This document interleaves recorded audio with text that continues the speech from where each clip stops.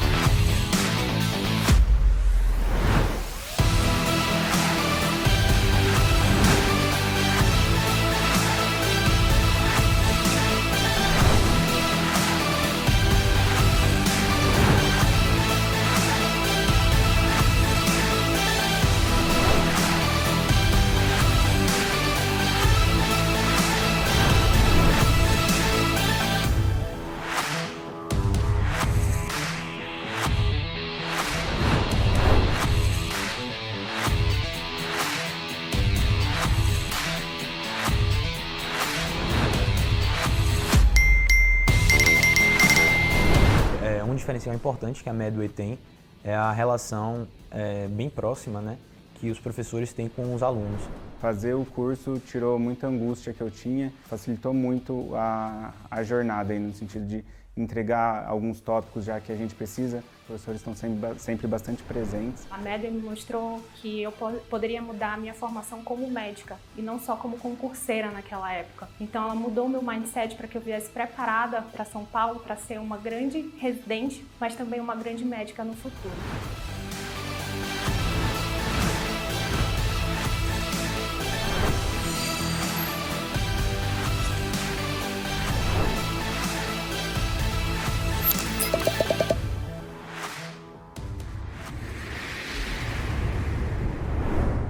Fala galera, bem-vindo à nossa cobertura de provas da Medway. E hoje eu, José Roberto, professor de Clínica Médica, vou estar aqui com vocês para falar sobre as dicas de última hora da prova de Clínica Médica do ENARE. Então, antes da gente entrar de fato aí no que a gente acha que você não pode deixar de ir para a prova sem saber, só alguns adendos aqui com vocês, tá? Primeiro, muito bem-vindo, a gente está mega satisfeito, prazer inenarrável estar aqui com vocês.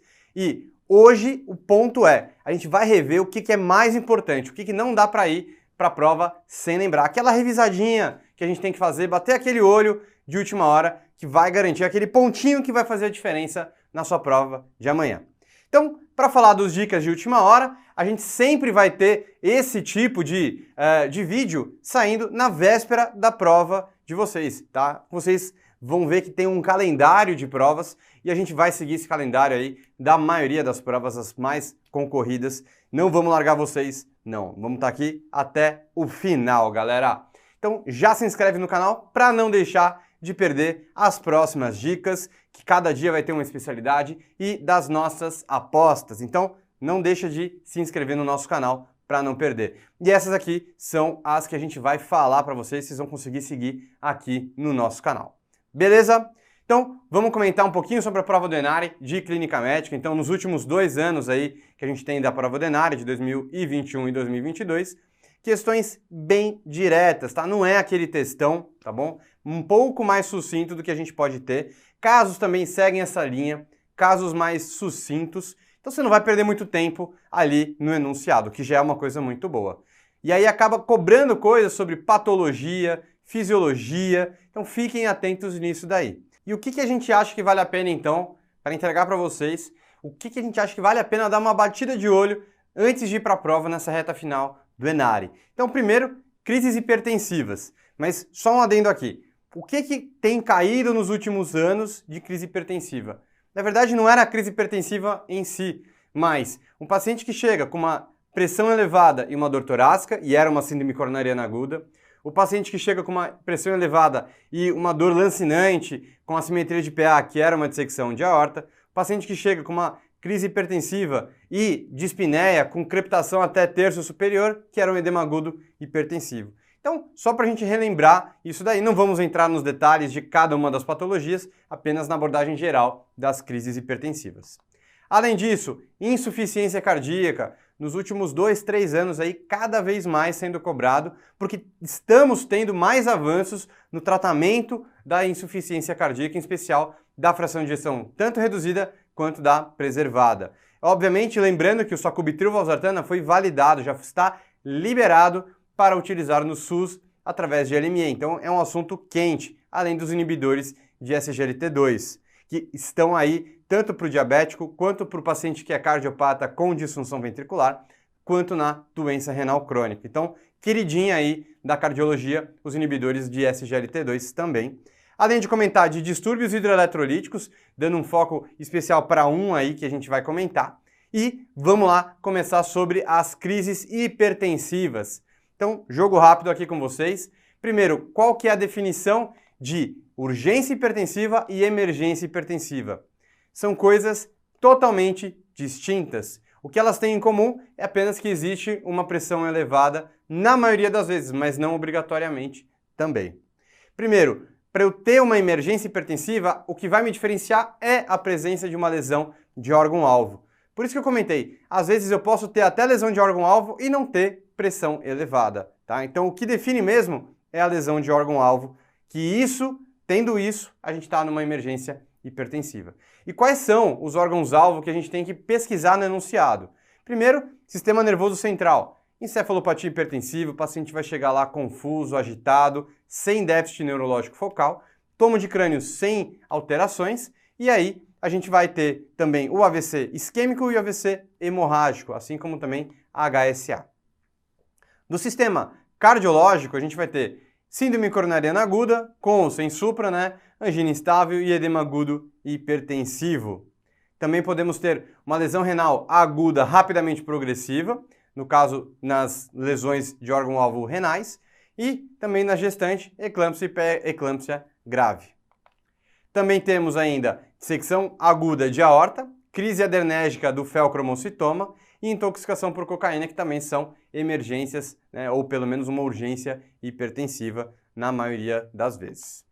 E a definição, então, conforme eu tinha dito com vocês, é um aumento súbito da pressão arterial que vai desequilibrar a regulação desse nosso fluxo sanguíneo e aí pode levar a uma descompensação do sistema cardiovascular, podendo ou não evoluir com uma lesão de órgão-alvo, no caso da emergência hipertensiva. E de definição, gente, que a gente tem que ficar atento, então, a urgência hipertensiva ela tem um valor de corte para a gente ficar tendo que lembrar para a prova. Então, é um corte que vai ser uma pressão arterial sistólica maior ou igual a 180 e ou uma pressão arterial diastólica maior ou igual a 120 milímetros de mercúrio.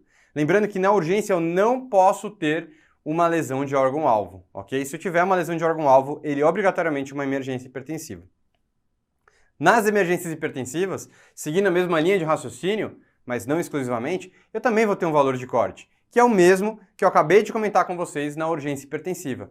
Mas mais importante ainda do que isso é a presença de uma lesão de órgão-alvo que vai gerar sintomas para o nosso paciente. E o que é importante é o que eu coloquei aqui no aviso. O valor da pressão arterial, moçada, não tem relação com a lesão de órgão-alvo. O que eu quero dizer? O paciente pode ter uma dissecção de aorta com uma pressão arterial de 175 por 110. É uma emergência hipertensiva? É claro que é.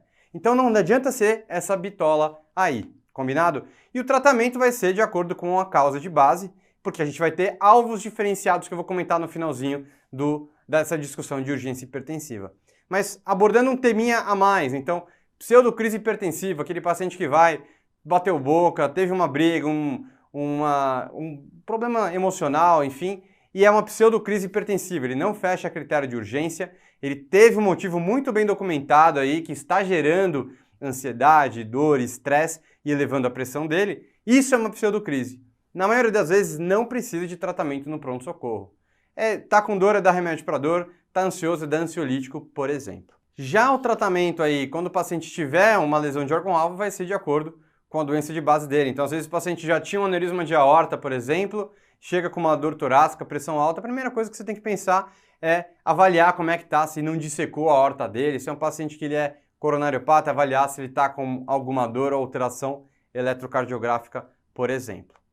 Nas urgências, a gente vai ter uma decorebinha aqui, que a gente vai começar a reduzir a pressão dele, do paciente, em 20 a 30 milímetros de mercúrio da sistólica nas primeiras horas, visando controlar melhor essa pressão arterial nas próximas 24 a 48 horas, sempre com medicações por boca, por via oral, como por exemplo captopril, clonidina, hidralazina, e orientar o paciente a retornar daqui 1 a 2 dias para ver como é que ficou o controle pressórico dele. E nas emergências hipertensivas, o tratamento então vai ser, em linhas gerais, a redução da pressão arterial, mas aí de uma forma muito mais agressiva, em que eu vou ter uma redução da pressão arterial acima de pelo menos 25% na primeira hora, tendo um alvo entre 2 a 6 horas de chegar a pelo menos de 16 por 11, 160 por 110 milímetros de mercúrio. E aí depois, nas próximas 24 a 48 horas, tendendo à normalização da pressão arterial por volta de 130 por 80 milímetros de mercúrio. Lembrando que emergência, sempre medicação endovenosa. Urgência, medicação via oral. Mas emergência é EV, para não ter erro. E aqui tem a tabelinha justamente com o que fazer com os controles pressóricos dos pacientes nas emergências hipertensivas. Então, passando o olho aqui rapidamente, o paciente chega com uma crise hipertensiva e um AVC isquêmico, candidato à trombólise, o que eu vou fazer? Tenho que ver se ele tem contraindicação. Uma delas é a pressão arterial descontrolada. Então, antes da trombólise, eu vejo se a pressão dele está ou não abaixo de 185 por 110. Ela tem que estar abaixo disso para começar a trombólise. Depois disso, 180 por 105. Como? Nitroprussiato. Beleza? Esse é o nosso alvo depois da trombólise nas primeiras 24 horas. Aqueles que não foram candidatos à trombólise nem trombectomia, a gente é mais permissivo. Uma pressão de pelo menos até 220 por 120 de pressão arterial. Passou disso, vamos controlar a pressão dele para não passar desse alvo nas primeiras 24 horas. AVC hemorrágico, se for uma coisa muito aguda, a gente vai começar o controle pressórico mais agressivo com uma pressão menor do que 140 por 90. Se você tiver um monitor de pressão intracerebral disponível, a gente vai conseguir fazer, mantendo uma pressão de perfusão cerebral maior do que 70 milímetros de mercúrio. Se for uma hemorragia subaracnoide, a gente vai ter esse alvo de garantir uma sistólica abaixo de 160 milímetros de mercúrio. Nos pacientes com dissecção de aorta, lembrando, a gente primeiro vai controlar a frequência cardíaca com algum beta-bloqueador, seja esmolol, metoprolol ou labetalol, que não tem no Brasil. E aí depois eu vou reavaliar se a pressão dele ainda está boa.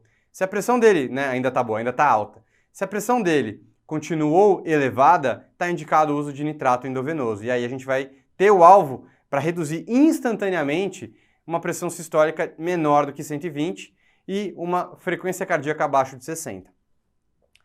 Síndrome coronariana aguda, infarto ou angina instável, no geral, vamos tender a controlar com nitroglicerina, com tridil, e garantir uma pressão menor do que 140 por 90 milímetros de mercúrio. Resumindo aqui, urgência e emergência hipertensiva. O que vai diferenciar é a lesão de órgão-alvo que vai estar presente na emergência. Na emergência, como tem lesão de órgão-alvo, droga endovenosa, porque eu tenho risco iminente de morte. A urgência não tenho risco iminente de morte, não tenho lesão de órgão-alvo e vou fazer o tratamento com medicações por via oral. Lembrando que o valor pressórico não importa tanto, tá? Muito mais para a urgência do que para a emergência ficar nessa de ficar pensando no valor da pressão. Comentando agora sobre a insuficiência cardíaca, o que teve de novidade? Tivemos diretriz no ano de 2022 do American Heart e que ficou definido agora é a terapia quádrupla ou o quarteto fantástico da terapia da insuficiência cardíaca de fração reduzida. Só relembrando então, beta-bloqueadores como carvedilol, succinato de metoprolol e bisoprolol. Só esses 3 mudam mortalidade, tá bom? E ECA, preferencialmente, ou inibidor de neprisilina, como o Entresto, que é o sacubitril/valsartana, ou BRA. Depois, antagonista de receptor mineralocorticoide, que é a espironolactona. E por fim, a queridinha, né, os queridinhos, que são os inibidores de SGLT2, como a dapaglifosina e a empaglifosina. Aonde que isso saiu então? Já comentei. Como já comentei também com terapia quádrupla. Lembrando que todos os pacientes com IC de fração de ejeção reduzida vão se beneficiar dessas drogas, essas 4 classes de medicação, na dose máxima tolerada, com benefício de longo prazo. E no tratamento da IC de fração de ejeção preservada também teve novidade. Também no American Heart desse ano, a gente acabou tendo, como obviamente o grau de recomendação 1, o controle das comorbidades, como por exemplo, controlar a hipertensão, e manejo de sintomas, como por exemplo, utilizar diuréticos se o paciente ele apresenta sinais e sintomas de congestão, apenas assim. E aí entra como grande novidade, com grau de recomendação 2A, o uso dos inibidores de SGLT2, visando redução de um desfecho composto, puxado principalmente por hospitalização por insuficiência cardíaca, mas também por morte cardiovascular. Mas relembrando, não reduz morte, é o desfecho composto, beleza? E aí a gente acaba tendo também, como grau de recomendação 2B, o resto. Então, BRA, inibidor da neprisilina, espironolactona, por exemplo.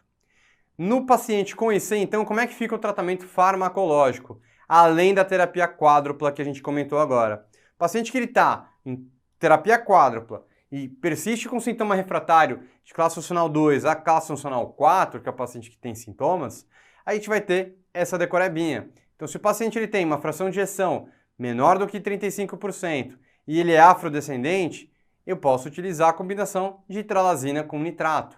O paciente que ele tem uma fração reduzida, ritmo sinusal, e mesmo com dose máxima de beta-block ele não fica com uma frequência controlada, posso lançar mão de ivabradina.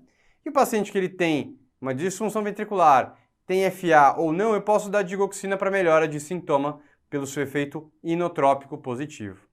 Além disso, eu posso lançar mão de dispositivos, como a terapia de ressincronização cardíaca, que a gente vai indicar também para o paciente que tem uma disfunção importante e associado à presença de um bloqueio de ramo, preferencialmente ramo esquerdo, com mais do que 150 milissegundos, mas também com menos também é possível, com um grau de recomendação menor, uma evidência menor. Assim como o paciente que tem uma disfunção ventricular importante, mesmo que não tenha tido morte súbita ou arritmias, eu posso indicar um CDI de prevenção primária. Então, ainda mais no paciente que ele é isquêmico, com muita fibrose. Então, lembrar dessas outras coisas que a gente pode oferecer para o paciente com IC. E, por final, acabando esse tópico, relembrando que o sacubitril/valsartana está disponível agora na rede pública pelo SUS, dependendo de LME para ser preenchido, então é uma coisa que pode cair na prova desse ano. E lembrando, como é que acaba atuando essa combinação de moléculas, que é o sacubitril, que é um inibidor da neprisilina, que é a enzima que degrada o BNP, juntamente com o valsartana, que é um BRA, que vai acabar fazendo todas aquelas alterações no sistema renina-angiotensina-aldosterona que os BRA fazem. E o sacubitril vai aumentar aí a presença do BNP, e o BNP vai ter efeitos que são benéficos para o nosso organismo, como natriurese, por exemplo. E aí acaba ficando como indicação, você quando otimiza o tratamento, o paciente persiste com sintoma em uso de ECA ou BRA, você pode trocar para a sacubitril/valsartana, mas também a diretriz deixa você já começar até de cara com um grau de evidência menor. Comentando dos inibidores de SGLT2, ainda no âmbito da insuficiência cardíaca, relembrando que o seu mecanismo de ação ele acaba atuando no túbulo contorcido proximal, onde ele acaba gerando uma glicosúria, e ele vai promover, além de um efeito no controle da glicemia, um efeito osmótico, tendo um efeito quase que como um diurético também. Então vai acabar melhorando o paciente com sintomas e, além disso, aumentando a sobrevida nesse paciente, mesmo no que não for diabético. Os inibidores, então, eles têm alguns efeitos colaterais, alguns eventos adversos que podem acontecer. Os mais importantes são o aumento de infecções do trato geniturinário, como candidíase e balanopostite, por exemplo, e a cetoacidose euglicêmica, tá? Só para a gente relembrar que pode acontecer. Coloquei um asterisco porque na prática é muito raro, mas uma prova pode ser cobrado. e também os inibidores da SGLT2 na doença renal crônica.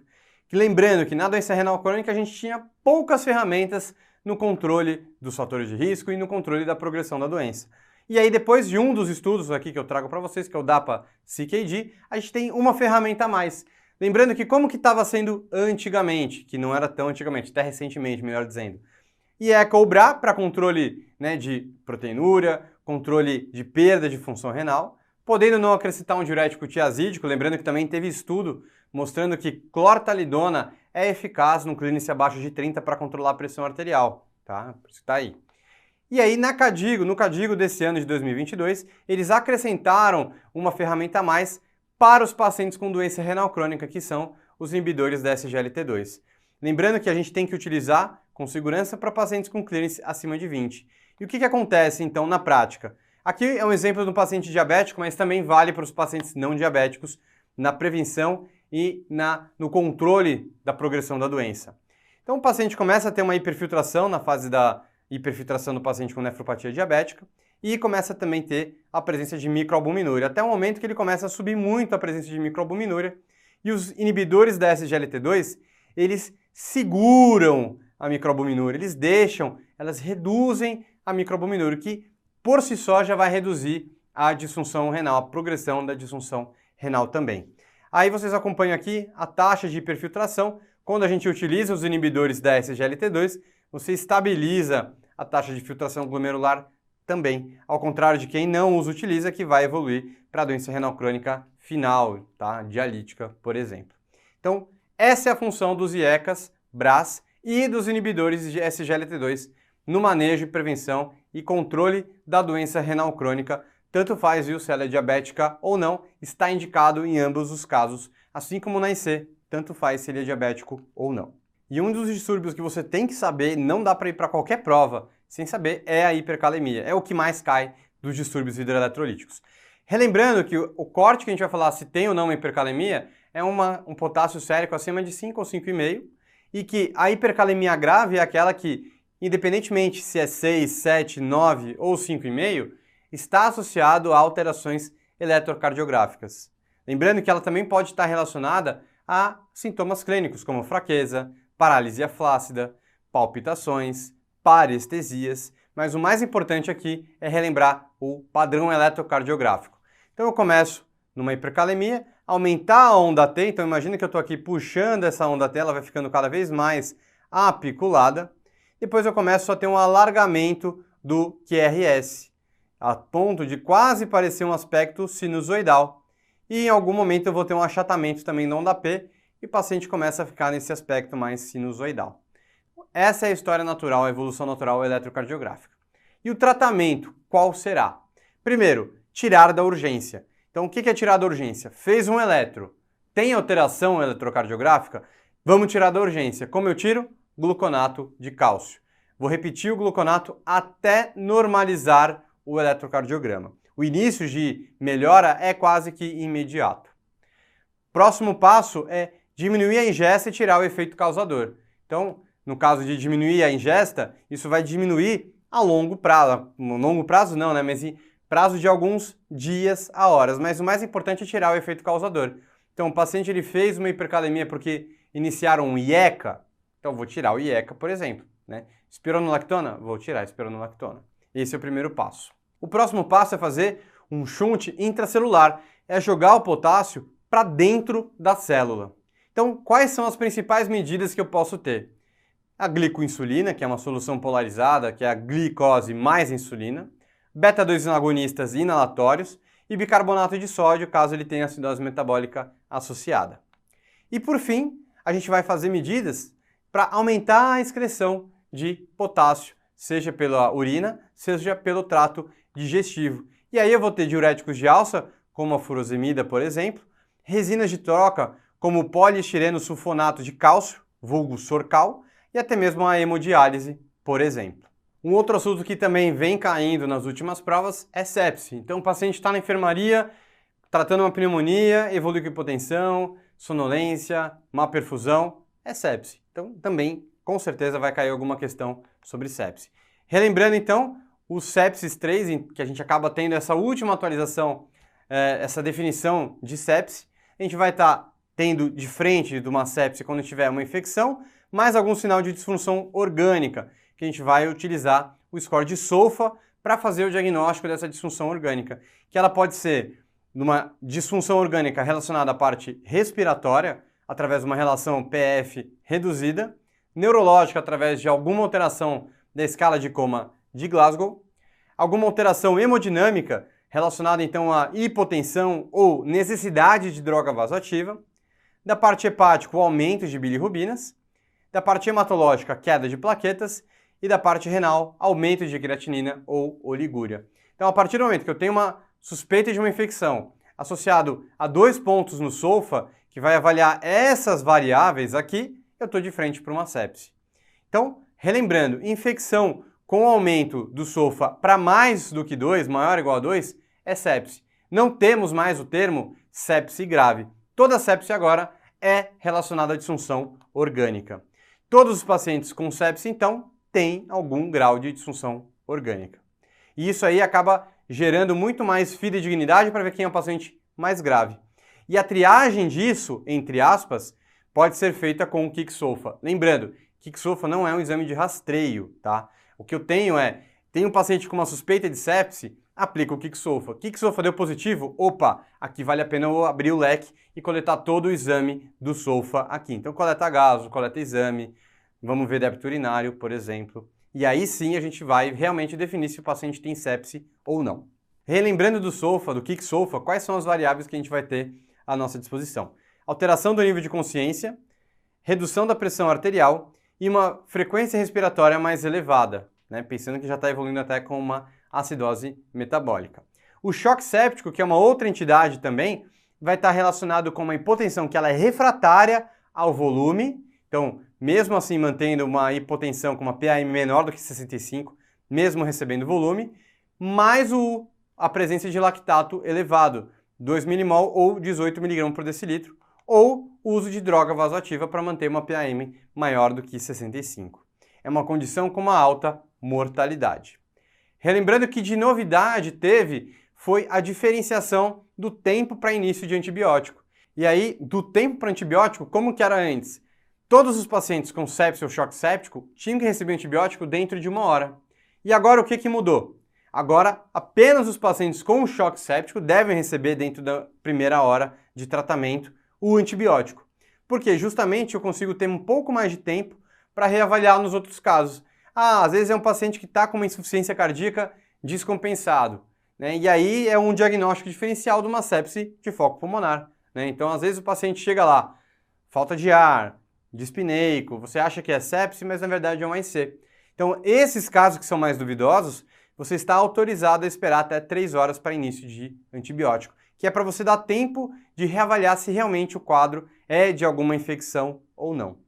E qual fluido usar? Lembrar que a recomendação é utilizar a solução cristalóide, ou soro fisiológico ou Ringer lactato, por exemplo. E se o paciente precisar de inora, vamos começar no acesso periférico. Primeiro, é seguro? É perigoso? Tem que passar central antes? Não. Então, se o paciente está hipotenso, você está correndo soro, mas pode começar a nora no acesso periférico sim, de preferência anticubital e de bom calibre. E depois, se o paciente necessitar ainda dessa droga vasoativa, aí passam um acesso venoso central. Da minha parte, eu fico por aqui, galera. Não esqueçam de ver as outras dicas de última hora, tanto das outras especialidades quanto das outras instituições, e sempre na véspera das provas. Se você não está inscrito no canal, já se inscreve para não perder e aproveitar esse bizu antes da sua prova que você tão almeja. Moçada, tamo junto. Não deixem aí de perder as lives de correção também das principais instituições. E para não ficar de fora de nada, já segue a gente aqui no Instagram, no @medway.residenciamédica para mais informações. Beleza? Vamos para cima. Tamo junto, galera. E até a próxima.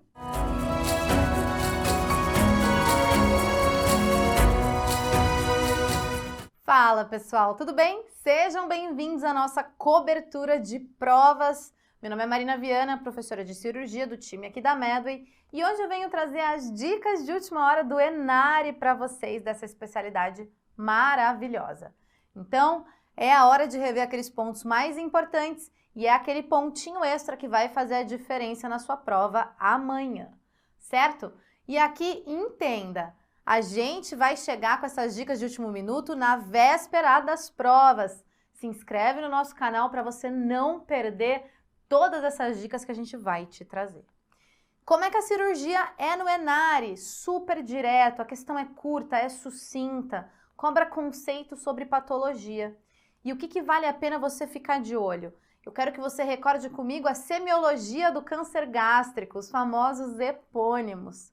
Vai lembrar também os sinais da apendicite. Você lembra todos? Não?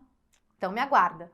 Vamos lembrar como que suspende os medicamentos antes da cirurgia, como que funciona a classificação de Hinting para diverticulite aguda e aquele bate-bola rápido sobre os tumores neuroendócrinos, finalizando com o papo sobre hérnias inguinais e a classificação de NIROS. Vamos lá, semiologia do câncer gástrico. Quem lembra como que chama esse linfonodo aumentado de tamanho na região supraclavicular esquerda? Isso aqui é o famoso linfonodo de Virchow, certo? E isso daqui, uma bolota que aparece no umbigo do paciente. Bolota no umbigo de paciente é o nódulo da irmã Maria José. Isso daqui chama nódulo e não linfonodo, igual Virchow, porque aqui esse nódulo é carcinomatose peritoneal, é metástase, diferente do linfonodo de Virchow, ok? E a bolota que aparece aí embaixo da axila do caboclo, isso daqui é linfonodo de Irish. Quase terminando a semiologia do câncer gástrico, o que é isso? Eu adoro esse sinal semiológico, esse epônimo. O que significa quando você faz o toque retal do paciente e você sente um monte de granulação, né? Um monte de coisa estranha. Prateleira de Blumer. Isso daqui também significa carcinomatose peritoneal. Por fim, o que o ovário tem a ver com câncer gástrico?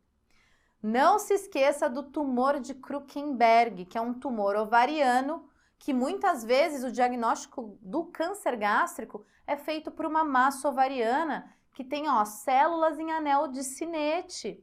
E aí, uma vez que vai para o anatomopatológico e vem essa célula, é obrigatório fazer endoscopia. E aí, nos casos em que tem anel de Synnet no ovário, também tem anel de Synnet no estômago, ok? Agora vamos relembrar, então, os sinais da apendicite. Será que você lembra todos? Olha lá, então o que é o Bloomberg? Nada mais é do que aquela dor na fossa ilíaca direita quando você faz a descompressão brusca no ponto de McBurney. Já indo para a segunda, o que é isso? Como chama aquela dor que o paciente tem do lado direito quando você aperta a fossa ilíaca esquerda? É o sinal de Rovsing, né? É o sinal do vizinho. Aperto à esquerda, dói à direita. O que significa Dunphy, né? Qual é o sinal de Dunphy? O sinal de Dunphy é aquela dor na fossa ilíaca direita quando o paciente tosse, ok? Vamos na sequência aqui.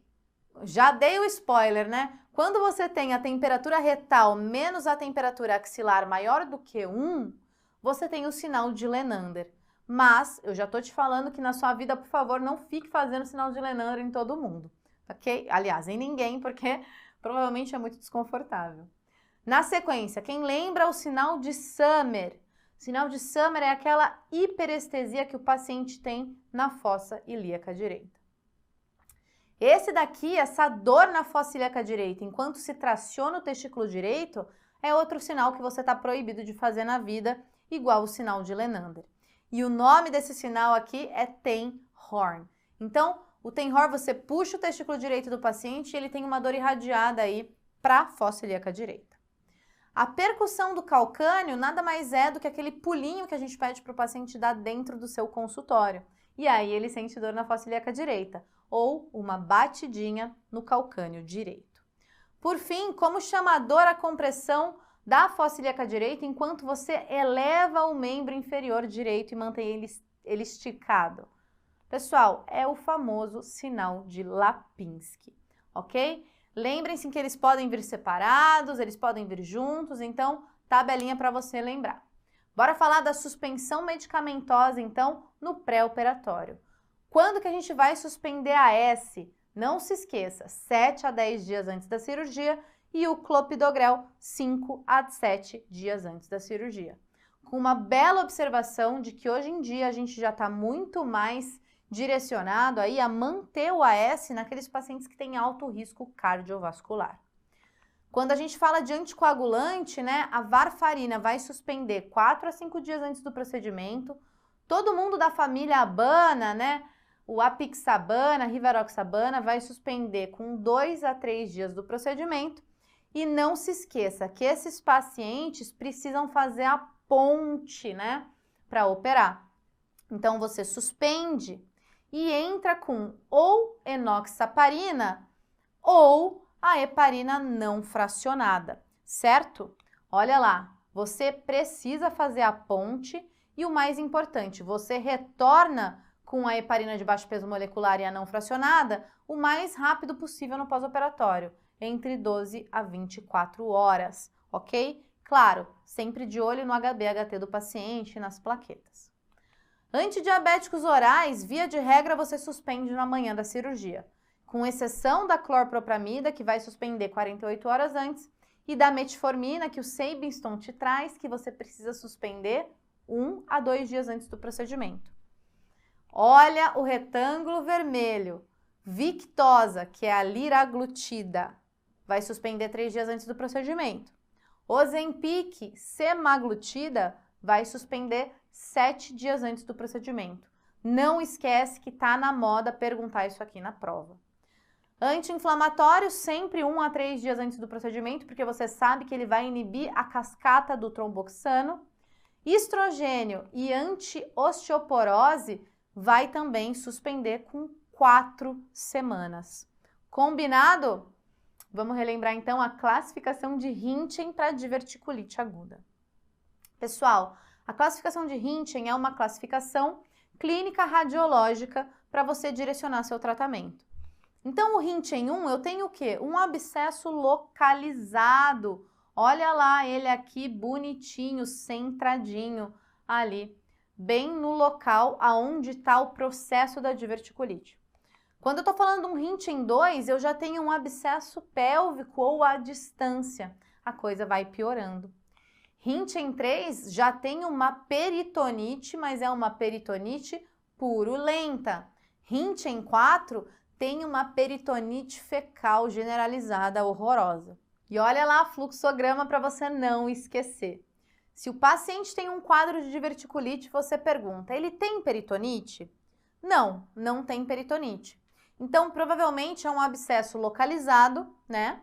Ou um abscesso pélvico, talvez à distância.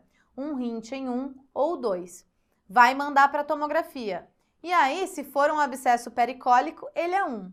Se for um abscesso pélvico ou à distância, ele é 2. Agora, a coisa vai mudar de figura se eu estiver falando de um paciente com peritonite. Provavelmente ele é Hinchen 3 ou Hinchen 4.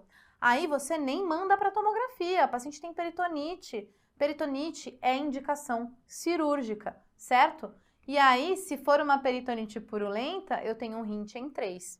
Se for uma peritonite fecal, eu tenho um Hinchen 4. Combinado? Vamos para o bate-bola rápido, então, sobre os tumores neuroendócrinos. Olha lá, a gente tem 3 principais: insulinoma, produtor de insulina, gastrinoma, produtor de gastrina, e o glucagonoma, produtor de glucagon. Então, aqui no insulinoma, normalmente ele é um tumor solitário, benigno e indolente ali no pâncreas, certo? O paciente vai ter a tríade de Whipple, ou seja, ele vai ter sintomas de hipoglicemia, ele vai ter hipoglicemia nos exames laboratoriais e esse quadro dele vai se reverter quando a gente entrar com glicose para ele. E qual que é o tratamento do insulinoma? Enucleação do tumor. Vai lá e tira o tumor fora. Olha o gastrinoma. O gastrinoma, diferente do insulinoma, ele normalmente é múltiplo. E 60% deles são malignos e já tem metástase.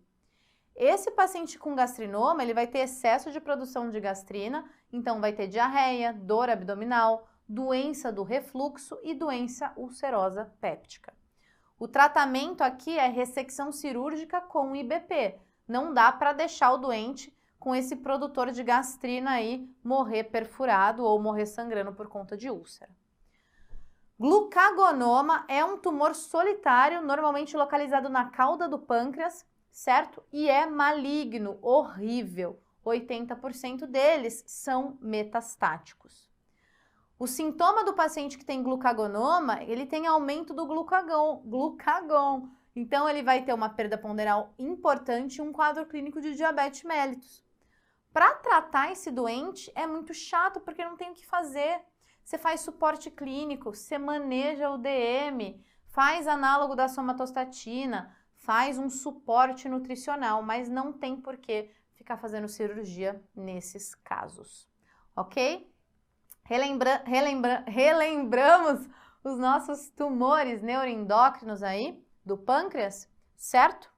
Vamos fechar nossas dicas então com um bate-papo de hérnia inguinal que eu sei que vocês gostam. Olha lá, o que é o triângulo de Hesselbach? O triângulo de Hesselbach é formado pelas epigástricas inferiores, pelo ligamento inguinal e pela borda do músculo reto abdominal, certo? Entenda que as hérnias que estão dentro do triângulo são hérnias diretas. Hérnias que estão laterais ao triângulo de Hesselbach são indiretas. Hérnias que estão abaixo do ligamento inguinal são hérnias femorais, ok? Então, olha lá, vamos lembrar desses pequenos detalhes aqui das hérnias indiretas e diretas. A indireta, ela vai estar localizada no anel inguinal interno, certo? E quando a gente fizer o exame físico, essa hérnia, ela bate na ponta do nosso dedo, na ponta do dedo, na unha, certo? E essa hérnia, ela vai estar lateral aos vasos epigástricos. Qual que é a característica da hérnia inguinal indireta? Ela é a mais comum na infância e é a que mais encarcera, certo? Para você não esquecer. Olha lá a hérnia direta. Ela vai estar localizada lá na parede posterior, é um defeito de parede posterior, certo? Quando você fizer o exame físico, a hérnia vai bater na polpa do seu dedo e não na ponta. Vai estar localizada medialmente, né? Ou até mesmo dentro do triângulo de Hesselbach. E aqui você precisa lembrar que é um defeito adquirido, certo? Continuando o nosso bate-papo, vamos relembrar a classificação de NIRRs. Então, olha lá, eu tenho um NIRRs 1 quando eu tenho uma hérnia indireta com um anel inguinal interno normal. O NIRRs 2 é uma hérnia inguinal, tá? Indireta, mas o seu anel já está dilatado, tá maior do que 2 centímetros, certo? Mas a parede posterior é preservada. Olha lá o NIRRs 3. NIRRs 3 é o defeito da parede posterior. E aí, se for 3A é direta, 3B é indireta, 3C é femoral. Femoral ou crural, C de crural. NIRRs 4 é aquela hérnia recidivada. Se for um NIRRs 4A, é recidivada direta. NIRRs 4B, recidivada indireta. NIRRs 4C, recidivada crural ou femoral. NIRRs 4D é a mista. E o bônus que eu deixo para vocês é o que a gente indica e para quem quando a gente fala de cirurgia. Lichtenstein vai ser sempre a técnica de escolha para correção de hérnia inguinal, porque é uma técnica com tela livre de tensão. Shouldice vai ser aquela técnica indicada quando tem fechamento de musculatura, é o jaquetão. Estopar vai ser uma técnica usada para corrigir hérnias bilaterais. E a McVeigh é para hérnia femoral. McVeigh para hérnia crural. Certo? Então é isso, você não vai querer ficar de fora das nossas dicas de última hora. Olha quanta instituição ainda tem pelo caminho. Fica de olho nas nossas lives de correção das principais instituições do país. Fique ligado no nosso canal. Vamos embora!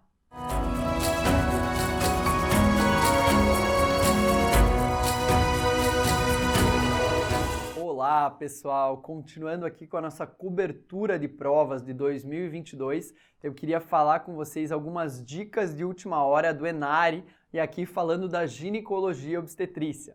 Para quem não me conhece, eu sou o Marcelo Montenegro, sou médico pela Federal do Paraná, sou ginecologista e obstetra pela Unicamp e fiz R4, né? Sou especializado em reprodução humana e ginecoendócrino pela USP de Ribeirão. E agora sou seu professor de GO aqui da Medway. Então vamos falar um pouquinho sobre essa prova, que até então era uma prova pequena, mas esse ano ganhou uma grande relevância aqui para os alunos que estão estudando para a residência médica e acabou englobando grandes instituições.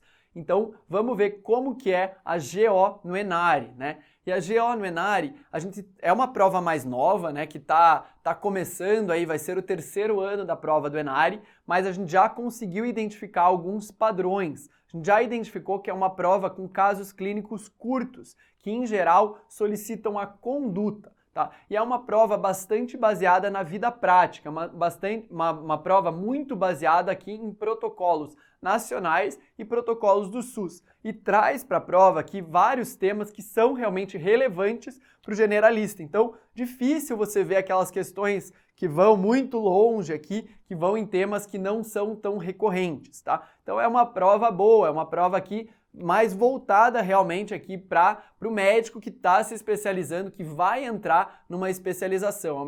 Ele, em geral, cobra temas aqui que vocês, de médicos generalistas, realmente devem estudar, tá? E, em geral, as questões são mais diretas e sem ambiguidades. Tende a ser uma prova grande, então eles tendem a reduzir a possibilidade aqui de erratas, tá? Como é uma prova que vai englobar ali muitas instituições, é uma prova que ela tem que realmente ser menos errada, né? Ela tem que cancelar uma menor quantidade de questões, tá? Então vamos ver também o que vale a pena ver aqui na reta final, nessa pré-prova para a prova do ENARI aqui dentro da ginecologia e obstetrícia. Então, vamos falar um pouquinho aqui sobre condutas em sangramentos de primeiro trimestre, um tema super importante aqui para a prova do ENARI, para qualquer prova que vai querer cobrar conceitos aqui da obstetrícia para generalista.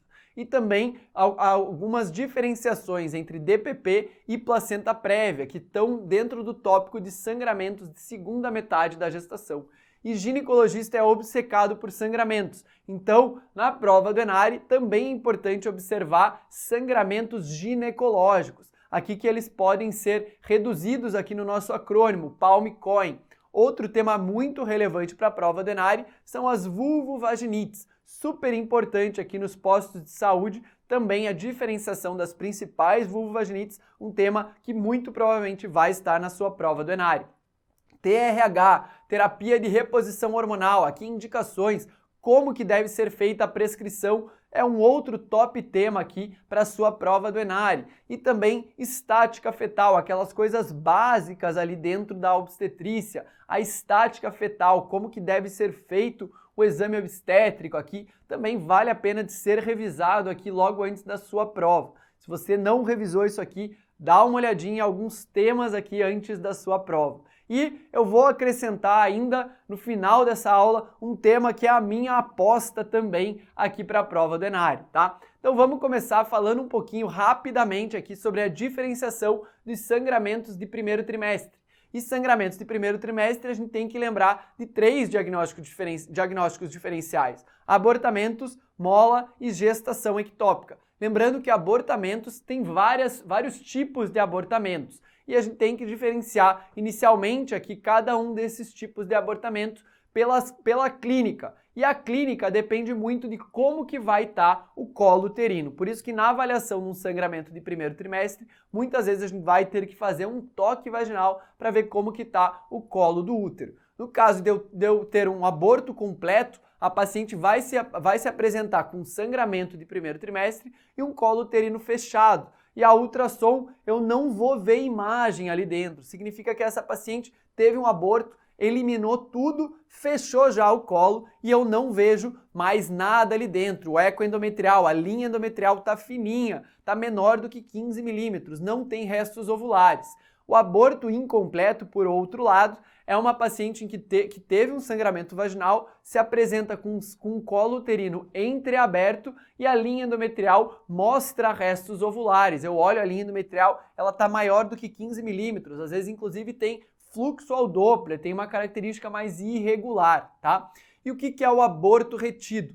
É aquela paciente que teve um sangramento vaginal, se apresentou com um colo uterino fechado e a ultrassom, eu olhei, tem um embrião lá, mas não tem BCF. Mas um embrião já grande, maior do que 7 milímetros de comprimento cabeça-nádega. Se ele está maior do que 7 milímetros e não tem BCF, isso aqui é um aborto retido, essa gestação não vai evoluir. Mas eu também posso ter uma gravidez não evolutiva no caso de uma gestação anembrionada. A clínica muito parecida aqui do aborto retido, mas eu não tenho embrião. Eu olho ao ultrassom, eu vejo um saco gestacional com tamanho maior do que 25 milímetros e sem embrião. Então, saco gestacional maior do que 25 milímetros sem embrião, gestação anembrionada. Agora, se eu olhei e tem um embrião maior do que 7 milímetros sem BCF, é um aborto retido. Colo uterino está fechado e idealmente a gente vai ter que indicar aqui provavelmente uma conduta mais ativa, ou induzir um abortamento ou até mesmo uma curetagem ou um AMIU, tá bom?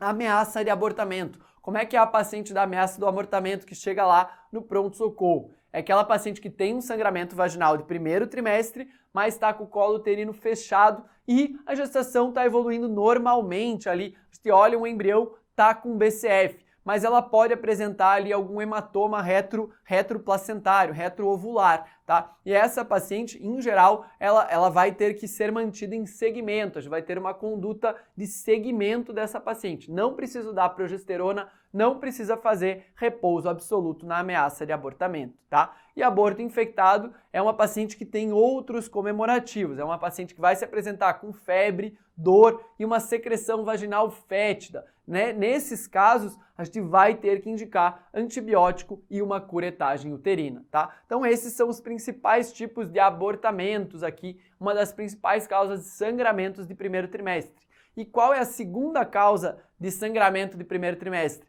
As gestações ectópicas, aquelas gestações fora do útero. E para a sua prova aqui do ENARI, eu quero que vocês lembrem dos critérios para conduta. Lembrar, conduta, eu posso tomar uma conduta expectante, conduta medicamentosa com metotrexate ou uma conduta cirúrgica. No caso da conduta expectante, eu vou fazer um tratamento expectante naquelas pacientes estáveis hemodinamicamente, em que eu não tenho um embrião vivo e que eu apresento um beta-HCG em declínio, inicialmente lá menor do que 2.000 e que eu tenho uma massa tubária menor do que 5 centímetros. Se eu tenho esses critérios, eu posso manter um segmento ultrassonográfico, porque muito provavelmente essa paciente está sendo encaminhada aqui para um abortamento tubário, tá? Pacientes que eu vou fazer um tratamento medicamentoso com metotrexate, são pacientes estáveis hemodinamicamente, inicialmente lá com um beta-HCG menor do que 5.000 e uma massa tubária íntegra menor do que 3,5 centímetros,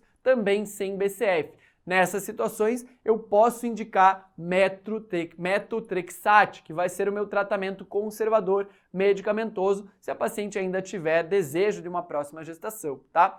E eu vou ter que indicar cirurgia em pacientes instáveis hemodinamicamente ou que tenham sinais de gravidez ectópica rota ou um saco gestacional maior do que 5 centímetros. Se é maior do que 5 centímetros, não posso fazer tratamento expectante, não posso fazer tratamento medicamentoso. Pacientes com dor abdominal persistente ou muito líquido livre em moderada ou grande quantidade aqui na cavidade ao ultrassom sugerem aqui uma gravidez ectópica rota, também devem ser encaminhadas para um tratamento cirúrgico, tá? Então, em relação a sangramentos de primeiro trimestre, lembra muito bem aqui dos tratamentos possíveis para as gestações ectópicas, tá? Lembra dos critérios, a prova vai querer isso aqui de vocês. Então, lembra dessas diferenças aqui, tá bom? Falando em terapia de reposição hormonal, eu quero fazer um bate-pronto aqui para vocês, tá? Então, inicialmente, a indicação, é isso que vocês vão ter que perguntar quando vocês estão frente a uma paciente que vocês estão pensando em indicar terapia de reposição hormonal. Será que tem indicação? Quais os benefícios? Será que eu realmente posso utilizar? Quais as contraindicações? E como que eu vou utilizar? Quando começar? Como prescrever? Quais medicações? Será que eu vou usar via oral? Será que eu vou usar via transdérmica? Então, respondendo rapidamente isso aqui. Será que tem indicação? Quem que tem indicação de TRH? Pacientes na perimenopausa. Pode ser aquela paciente que ainda não entrou na menopausa, mas que está sintomática. Sintomas vasomotores, atrofia urogenital ou no caso de prevenção de osteoporose. Quais os benefícios? Reduz risco cardiovascular e mortalidade geral se introduzida ali dentro da janela de oportunidade. Reduz desenvolvimento de doença de Alzheimer, demência. Protege contra câncer de colo retal, melhora a qualidade de sono, melhora o risco de diabetes tipo 2, reduz inclusive infecções urinárias de repetição, porque vai melhorar o trofismo urogenital, tá? Quais as contraindicações? Quem que não pode utilizar? Paciente que teve história pessoal de câncer de mama ou alguma lesão precursora de câncer de mama ou alguma lesão precursora ou câncer hormônio dependente, como câncer de endométrio. Uma hiperplasia endometrial é uma contraindicação a TRH, por exemplo. Pacientes com sangramento vaginais de origem desconhecida, uma contraindicação também a TRH. Pode ser uma hiperplasia endometrial, pode ser um câncer de endométrio. Pacientes com doença coronariana, cerebrovasculares, doença trombótica, tromboembólica ou doença hepática, lúpus e porfiria também são contraindicações ao uso da TRH. E como utilizar? Quando começar? Na janela de oportunidade, ou seja, até 10 anos após a menopausa, antes dos 60 anos. Né? Se a gente começa a TRH nesse período, eu vou ter uma redução do risco cardiovascular. Se eu não respeito esses 10 anos após a menopausa, eu aumento o risco cardiovascular. Então lembra do conceito de janela de oportunidade quando você vai decidir quando começar aqui uma TRH. Como prescrever? Será que eu vou fazer isolada? Será que eu vou fazer combinada? Qual medicação que eu vou usar? Se a paciente tem útero, vou fazer estrogênio junto com progesterona. O estrogênio vai tratar os sintomas, a progesterona vai fazer a proteção endometrial em pacientes com útero. Pacientes sem útero, posso só usar estrogênio, não preciso de progesterona, exceto se ela fez esterectomia por endometriose, tá? Se eu vou usar tratamento sistêmico ou só local, se ela tem sintomas sistêmicos, vasomotores, se eu quero fazer proteção em relação a fraturas osteoporóticas, eu tenho que fazer tratamento sistêmico. Se ela só tem sinais de atrofia urogenital, eu posso fazer só o estrogênio tópico vaginal, né? Então eu posso fazer o tratamento local, tá? E se eu vou usar oral ou transdérmico, como é que eu vou decidir? Via transdérmica, eu vou dar para pacientes com comorbidades em geral, ou pacientes tabagistas também, eu vou indicar via transdérmica.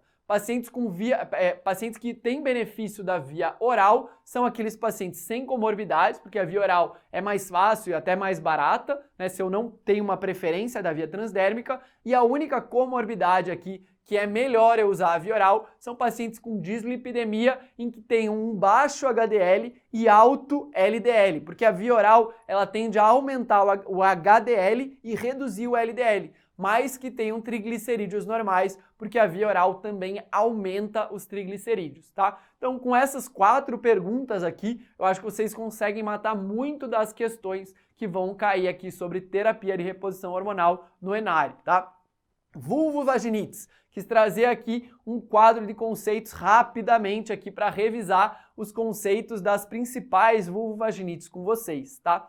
Vaginose bacteriana. O quadro clínico vai aparecer uma leucorreia lá bolhosa, com odor bastante característico, odor de peixe podre.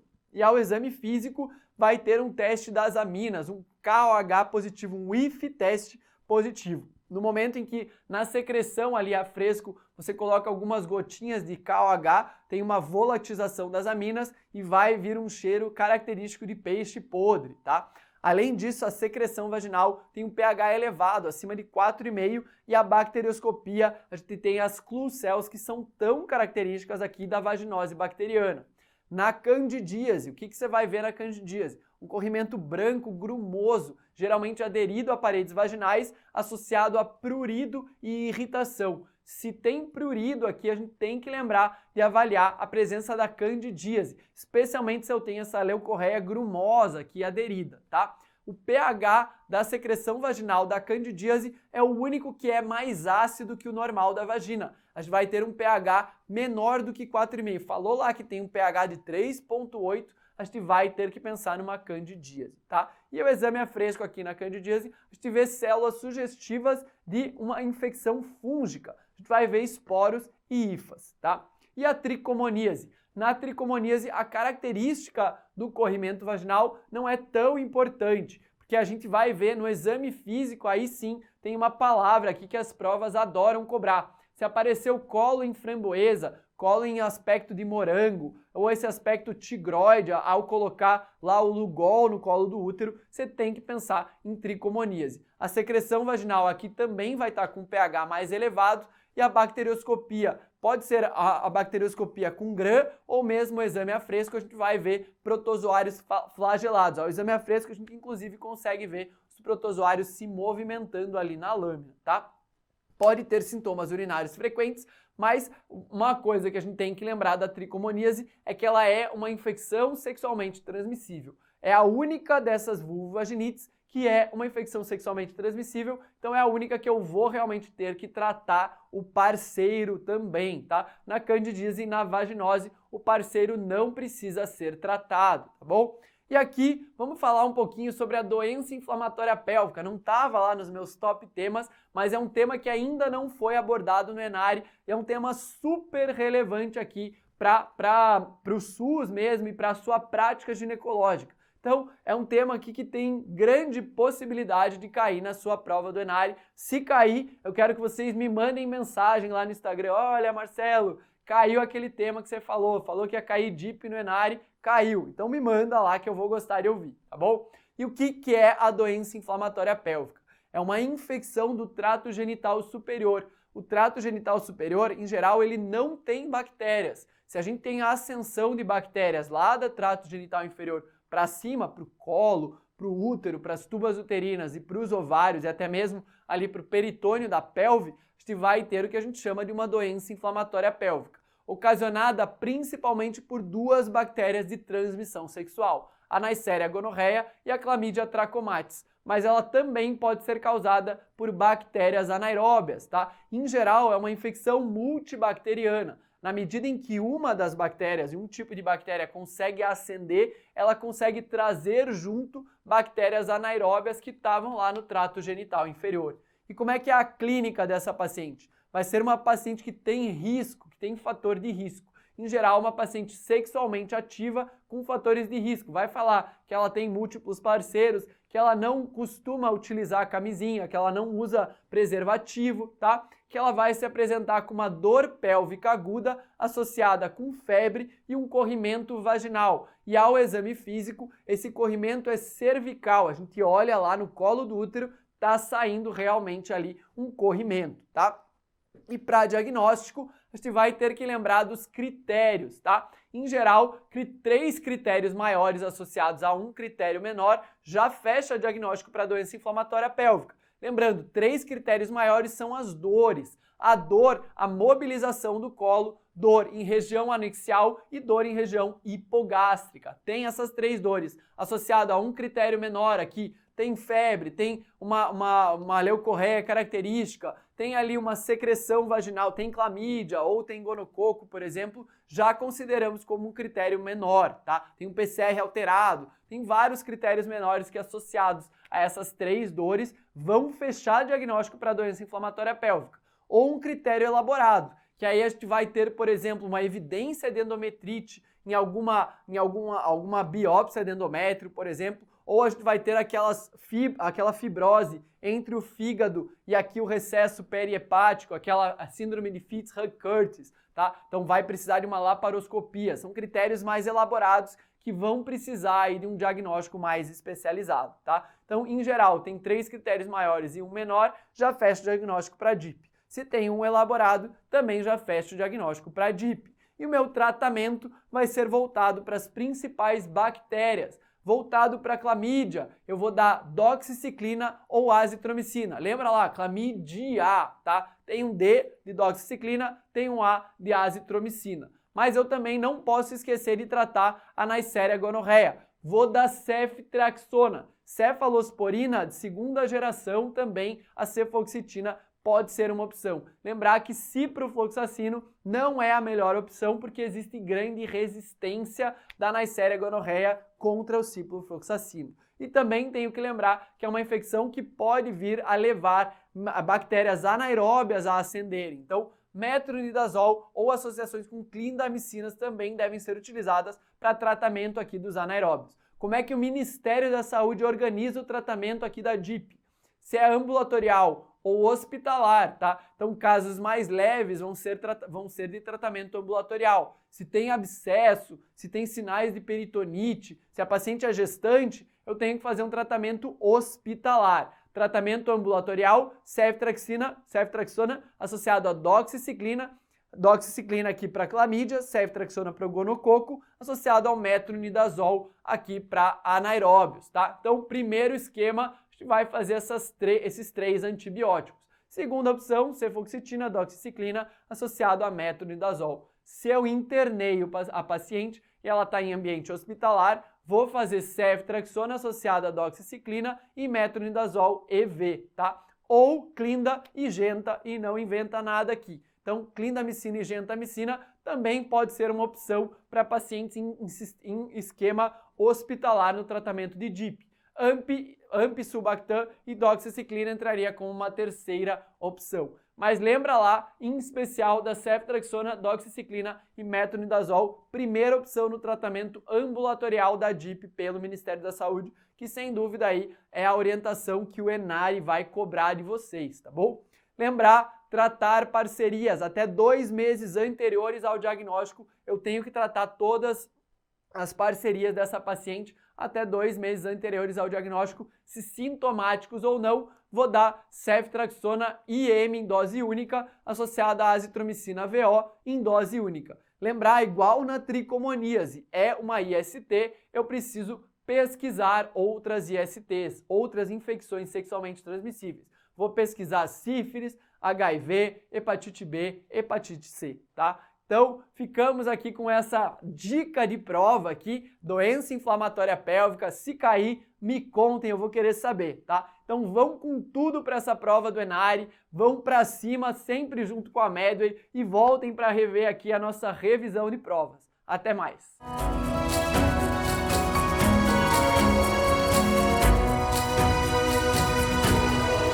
Fala pessoal, tudo bem com vocês? John da Preventiva da Medway aqui hoje para a gente falar sobre dicas de última hora do ENARI para preventiva, tá bom? De uma maneira geral, a prova está chegando, está batendo na porta e eu selecionei algumas dicas que são mais certas de serem cobradas na prova e outras que são tão atípicas que, se por um acaso vocês não irem com isso bem conceitualizado e bem fresco na memória, pode dar ruim se eles cobrarem isso de novo, tudo bem? Mas tudo já foi cobrado no ENARI. Vamos lá. Primeira coisa, eu quero que vocês saibam que ela é uma prova jovem, 2 anos só até agora de prova, e ela vem encontrando seu perfil de cobrança de uma forma geral. Então, em 2021, a gente teve uma prova muito tranquila, com questões do tipo Enem, no qual interpretava o contexto de coisas sabendo da vida, você acertava uma questão. Agora, em 2022, ela ganhou camadas de complexidade, no qual as questões elas começaram a se aproximar muito mais do que é uma prova de preventiva e num nível de cobrança bem inteligente, bem interessante. Então, eu acho que 2023 vai ser uma prova bem legal para vocês resolverem, tá certo? Ela é muito voltada para a cobrança do que é fundamental dentro da preventiva, que é o SUS e atenção primária à saúde, mas ela coloca algumas coisas atípicas, principalmente indicadores de gestão, indicadores de qualidade e atendimento baseado em valor, que a gente vai ver hoje também. As questões elas têm um nível fácil a moderado, então não esperem aquele tipo de questão maldosa, aquele tipo de questão que vai te dividir e vai dividir as pessoas que fazem, porque é extremamente difícil, não é o perfil do ENARI, porque ele geralmente coloca um nível de questão no qual a interpretação contextual faz parte da maioria da prova e é aquele tipo de questão tipo Enem, do tipo: nunca estudei sobre isso especificamente, mas conhecendo sobre a PS, sobre SUS, sobre o assunto em geral, pela minha vivência, eu consigo matar essa questão. Então vocês vão sair sem ter certeza que acertaram, mas contemplem esse sentimento, porque fazendo uma boa interpretação contextual, vocês vão conseguir acertar essa questão.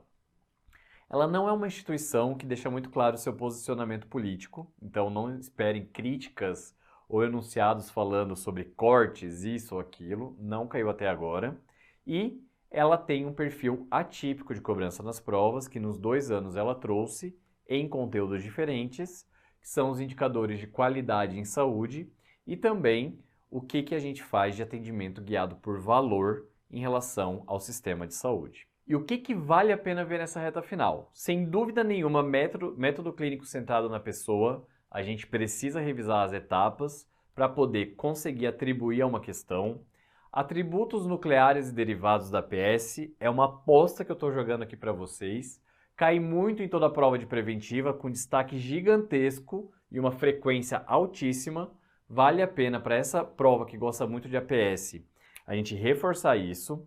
Rastreios de doenças pela indicação do Ministério da Saúde, cobraram nos 2 anos, cobraram de diversas formas, vale a pena também recapitular os top 9 rastreios para o ENARI e indicadores de gestão de qualidade, que é os indicadores de Dona Bedian, e o objetivo quádruplo, o Quadruple Aim, que a gente vai verificar aqui agora com vocês, tá bom?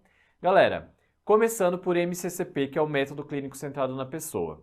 Basicamente, eu quero que vocês saibam que a base dessa ferramenta de atendimento clínico envolve contemplar as visões e necessidades do médico que atende ou do profissional de saúde que atende e do paciente. Essas 2 visões vão se intercambiar para gerar um resultado de consulta. Essa é a grande estrutura, mas qual que é a técnica?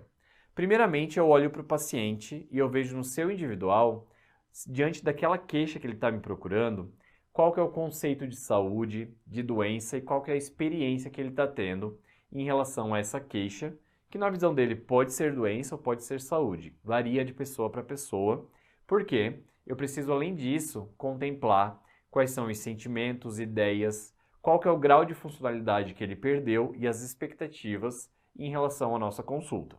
Dando um exemplo bem claro aqui. Sangue nas fezes. Um paciente pode ter um sentimento neutro, porque tem como referência isso hemorroida, por exemplo, e vê que é uma coisa benigna e que não vai se preocupar.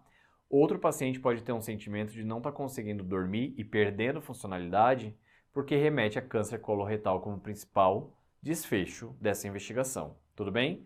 Então, circundando sentimentos, ideias e funcionamento e expectativa, a gente vê que pacientes com a mesma queixa podem ter visões diametralmente opostas e a minha abordagem, contemplação a tudo isso muda de paciente para paciente.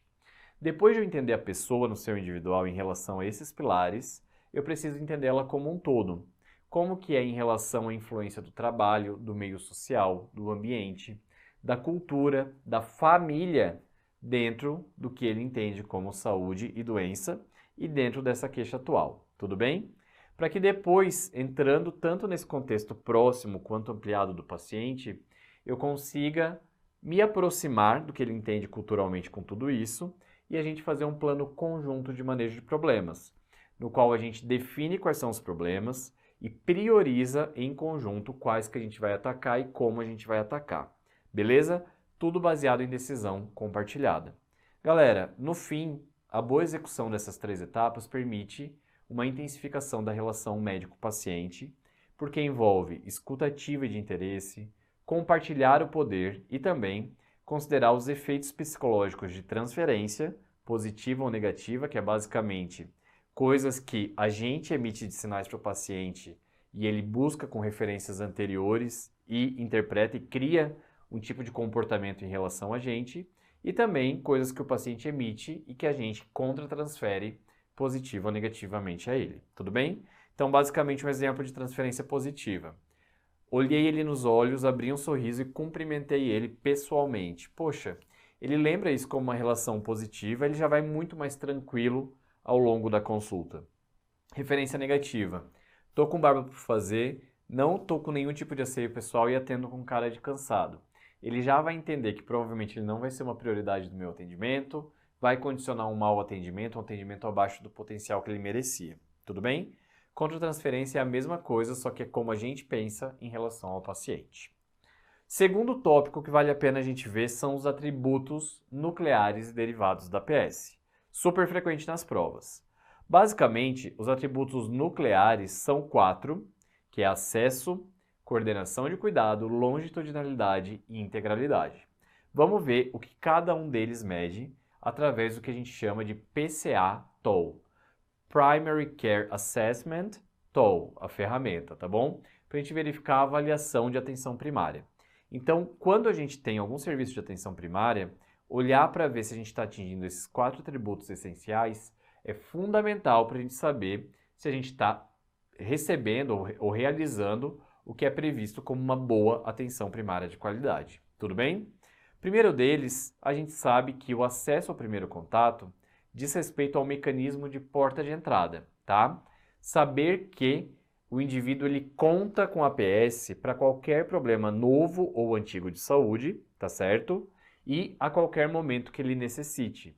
Então, estar acessível é realizar encaixe, é atender em horários no qual o paciente possa ir ao consultório, é quando ele não puder ir lá, ele poder mandar uma mensagem por aplicativo, um WhatsApp, por exemplo, e a gente responder e orientar ele. Tudo isso é funcionar como porta de entrada, saber que o paciente conta com a gente e reconhece a gente como porta de entrada. Coordenar cuidado coloca a APS como centro da coordenação de saúde de um paciente e diz respeito, sendo esse centro, em relação ao respeito e adequado registro das informações clínicas, aqui utilizando muito o método SOAP, ou seja, dividindo a consulta em elementos subjetivos, que é basicamente dados de anamnese e o que o paciente conta para a gente, objetivos, que são resultados objetivos de exame físico, exames complementares, análise, que é a nossa visão analítica sobre os problemas, e plano, que são as condutas de qualquer espécie para essas análises que a gente realizou. Além disso, de certificado adequado registro, a coordenação de cuidado coloca a gente numa posição de fazer os fluxos de referência e pedir uma boa contra-referência nos outros pontos de atendimento desse paciente dentro do sistema. Digamos que eu tenho um paciente usuário de álcool pesado, com grandes problemas aí funcionais, e eu faço uma referência para o CAPS-AD. Tudo bem? Eu estou coordenando o cuidado, faço o encaminhamento, que é a referência. O atendimento do CAPS, eu tenho que ver o que foi discutido para eu incluir dentro do meu processo de cuidado, através de cobrar uma boa contra-referência. Ou seja, o que foi avaliado lá no CAPS e como que isso entra como novos dados para o meu processo de cuidado. Então, coordenar cuidado, referência, contra-referência e registro de prontuário. A longitudinalidade diz respeito a duas coisas. Se a gente atende esse paciente de forma continuada e ao longo do tempo, ou seja, se eu vejo as necessidades de saúde desse paciente ao longo do tempo, e relação médico-paciente, construção de vínculo. E eles perguntam para avaliar isso se você conhece o médico da sua equipe, você conhece o enfermeiro ou enfermeira da sua equipe, o que está acontecendo, sabe?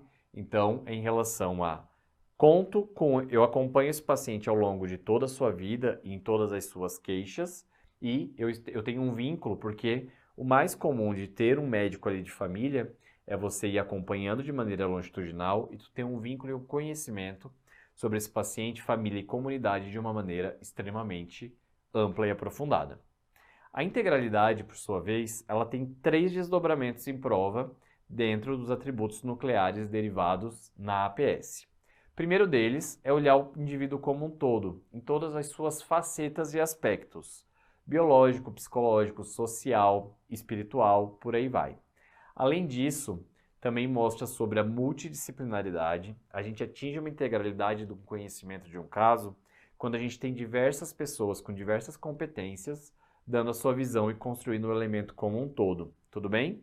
E por fim, é o leque de serviços que a gente tem aqui na APS para poder ser resolutivo e filtrar aí 80%, 85% de todas as demandas. Legal? A gente também tem 3 atributos derivados. Derivados do quê? Dos primários ou nucleares, ou essenciais, beleza? Um deles é a orientação familiar. É entender que family issues, daddy issues, mommy issues, ou seja, os assuntos e as interferências e as relações que mãe, pai, família como um todo fazem na nossa cabeça podem ser fatores de enfrentamento positivo ou negativo do processo de saúde e doença. A família, do jeito que ela está inserida, por ser um contexto próximo e coeso, pode ser um ambiente que alavanque o nosso processo de saúde ou degringole o nosso processo de saúde. Pense um pouquinho a respeito das suas próprias vidas, vocês vão entender o que eu estou falando, beleza? Galera, orientação comunitária é a gente, como equipe de saúde, reconhecer os problemas que essa comunidade enfrenta e estimular cada vez mais a proximidade e a participação social para o enfrentamento desses problemas. É basicamente conhecer os boletins epidemiológicos da região, os indicadores de morbimortalidade, perfil de vacinação, tudo isso conhecendo os problemas de uma maneira mais coletiva e muito pautado em indicadores e participação social. Tudo bem? E por fim, a competência cultural, ela não é medida, mas a gente tem como conceito a adaptabilidade que a PS tem para se mimetizar dentro da cultura daquela comunidade que atende. Então, por exemplo, eu tenho uma UBS na periferia de São Paulo e eu tenho uma UBS numa comunidade ribeirinha do Acre, tá bom? Essas duas APSs, elas podem ter características extremamente distintas no que diz respeito ao atendimento e estrutura, porque a adaptabilidade às características culturais da comunidade é importante tanto para reconhecimento, para reforço de porta de entrada e que a gente tenha essa comunidade vinculada e se reconhecendo dentro do nosso atendimento. Beleza? Terceiro item é um dos principais, que são os rastreios de doença na visão do Ministério da Saúde. Mas quando eu falo de rastreio de doença, eu preciso saber os graus de recomendação, porque cada rastreio, cada programa vai receber uma etiqueta com uma letra que diz pra gente uma conduta a respeito disso. Então, toda vez que for um rastreio considerado A ou B de grau de recomendação, a nossa conduta é entender que oferece benefício para o paciente, eu vou oferecer. A C, deixamos dúvidas, tem benefício ou prejuízo, mas é uma intervenção que eu vou individualizar conversando com o paciente. A D, desestimula, não faça. Se por um acaso ele vier com muito afinco pedindo isso, a gente vai ter que entrar numa conversa e mostrar tudo o que tem a respeito para não solicitar isso daqui, porque pode gerar mais malefício de intervenção, porque o diagnóstico não é muito preciso, enfim, tem muito falso positivo, e aí os malefícios acabam sendo maiores do que os benefícios. E por fim, I ou E é quando não há evidência e a gente está num cenário de incerteza, portanto, vamos individualizar com o paciente, tá bom? Vamos olhar então os rastreios de cânceres e doenças crônicas mais preconizados na visão do Ministério da Saúde, que é o que a ENARI cobra e que eu acho que vai estar na prova de vocês em 2023. Vamos lá. Primeiro deles, hipertensão. Como que eu faço? Aferindo PA em maiores de 18 anos. Para quem? Normotensos a cada 2 anos. Para quem não? De quando em quando, né? Periodicidade. Normotensos a cada 2 anos no consultório e pré-hipertensos a cada ano, com grau de evidência A. Beleza? Dislipidemia, a gente pede o perfil lipídico para homens acima de 35 e mulheres acima de 45, com grau de recomendação A. Essas idades mudam de acordo com o perfil de comorbidades e cardiovascular desses pacientes e o Ministério ele não define uma data precisamente, mas ele recomenda utilizar o que o Task Force recomenda de a cada 5 anos. Também há. Vou oferecer então RAS e dislipidemia. Diabetes, a gente faz rastreio com glicemia de jejum de 8 horas pelo Ministério da Saúde para todos os adultos com PA acima de 135/80. Pode ser um aumento tanto da sistólica, tanto da diastólica. E não especifica a periodicidade, mas dá um grau de recomendação B, beleza? Tabagismo, a gente pergunta ativamente para todos os adultos, incluindo as gestantes, beleza? E em todas as consultas, com grau de recomendação A. Fuma ou não fuma? E se fuma, aí vai entrando para ver estágio motivacional, para ver todo o Fagerstorm, que é o indicador de dependência em nicotina e por aí vai. Aí é atendimento específico desse paciente. Etilismo, a gente pergunta ativamente se bebe ou não bebe e depois verifica o quanto isso é um problema através do CAGE Score, que é um acrônimo no qual o C significa cut down, que é basicamente Você já sentiu necessidade de diminuir o consumo de álcool? Adenoin, que é basicamente irritabilidade, você já se sentiu irritado quando as pessoas questionaram se você bebia demais? G de guilt, se você se sente culpado por beber. E E de eye opener, que é basicamente você precisa beber pela manhã ou já precisou para dar aquele tranco no dia, tá bom? E a gente também pede ativamente para adultos, incluindo gestantes, periodicidade não especificada, mas recomendável a cada consulta, com grau de recomendação B. Olhando de crônicas principais que tem no caderno de atenção básica são essas, vamos para as neoplasias. Câncer de mama, a gente rastreia com mamografia e pelo Ministério para mulheres de 50 a 69 anos. Bienal, ou seja, a cada 2 anos, ok? Grau de recomendação B. Câncer de próstata é D, portanto, a gente não recomenda e desestimula o paciente que procura, tá? Malefícios maior do que os benefícios. Câncer de colo uterino, a gente rastreia com colpocitologia oncótica, o exame de Papa Nicolau, para mulheres de 25 a 64 anos que já tenham tido a sexarca, que é a primeira relação sexual, tudo bem? Não é para solicitar sem sexualmente ativa. Isso foi um dos motivos de o ENARI anular uma questão em 2021. E como que a gente rastreia de periodicidade? 1, 2, 3, né? Então a gente faz um exame anualmente por 2 anos seguidos. Se vierem os 2 normais, a gente repete a cada 3 anos. Tudo bem? Grau de recomendação A. E por fim, o nosso câncer coloretal, que a gente pode rastrear tanto por pesquisa de sangue oculto nas fezes, quanto métodos mais invasivos, como retossigmoidoscopia ou colonoscopia, porém tem a crítica porque eles são menos disponíveis, para todos os adultos de 50 a 75 anos, ou até quando a gente vê uma expectativa de vida, leia-se que maior do que 10 anos, tá bom? Ou seja, eu vejo que nos próximos 10 anos essa pessoa provavelmente vai estar viva. Mas isso aqui é um critério mais subjetivo, pautem-se nisso nas provas, tá? E a gente, no caso do Ministério, recomenda anual ou bianual, ou seja, 2 vezes ao ano, que é diferente do câncer de mama, que é bienal, a cada 2 anos. Nesse caso, bianual, por pesquisa de sangue oculto, com grau de recomendação A. John, tem a discussão que colocaram em xeque a real importância, o real benefício do rastreio de câncer coloretal. Não deve repercutir nas provas de vocês. Chamou atenção para a gente fazer mais pesquisas para a gente comprovar isso, mas esqueçam isso para essas provas, tá bom? Se cair, vai cair no contexto de crítica e não no contexto de o que a gente deve fazer como conduta. Ministério e INCA não se posicionaram em relação a mudar isso daí.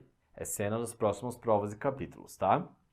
Galera, para finalizar essa dica de última hora, quero dar um assunto bem específico, que são os indicadores de Dona Bedian e também uma cadeia de valor em atendimento em saúde chamada de objetivo quádruplo. Basicamente, começando por indicadores de Dona Bedian, eu quero que vocês entendam que esse estudioso, ele acabou definindo 3 pilares para a gente medir a qualidade da assistência em saúde de um serviço, tudo bem? Então, eu preciso de ter estrutura, ou seja, pessoas, condições físicas, processos bem definidos, para que a gente possa atingir objetivos interagindo com o paciente, que é o processo, a etapa de processo, e no fim, medir um resultado final. Por exemplo, não adianta eu querer reduzir a mortalidade de câncer de colo uterino, que é o que a população e o paciente vão receber como resultado, se eu não tiver médicos ou profissionais de saúde o suficiente para coletar o Papa Nicolau, entendeu? Então é uma cadeia de qualidade que essas 3 pilares eles têm que estar muito bem firmes, senão um acaba derrubando o outro. É um tripé. Um deles não existe, cai o outro, tá? E o objetivo final é ver o resultado para o paciente, o indicador social, enfim. Nesse caso, então, de estrutura, eu vou dar um exemplo. Número de médicos por habitante, ou seja, uma estrutura de pessoas, beleza? Se for, por exemplo, eu quero diminuir a mortalidade de câncer coloretal através de método de rastreio. Pode ser, então, uma estrutura física de número de colonoscópio funcional e com pessoas capazes de operacionalizar, tudo bem?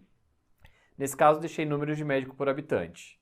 O processo seria a interface entre serviço de saúde e paciente que recebe, tudo bem? nesse caso, cobertura de Papa Nicolau, indicando uma forma de atuação, beleza? Ou seja, cobertura de consultas semestrais para hipertensão e diabetes, que são pilares do Previne Brasil, que estão muito voltados aos indicadores de Dona Bedian, também seria um exemplo de processo.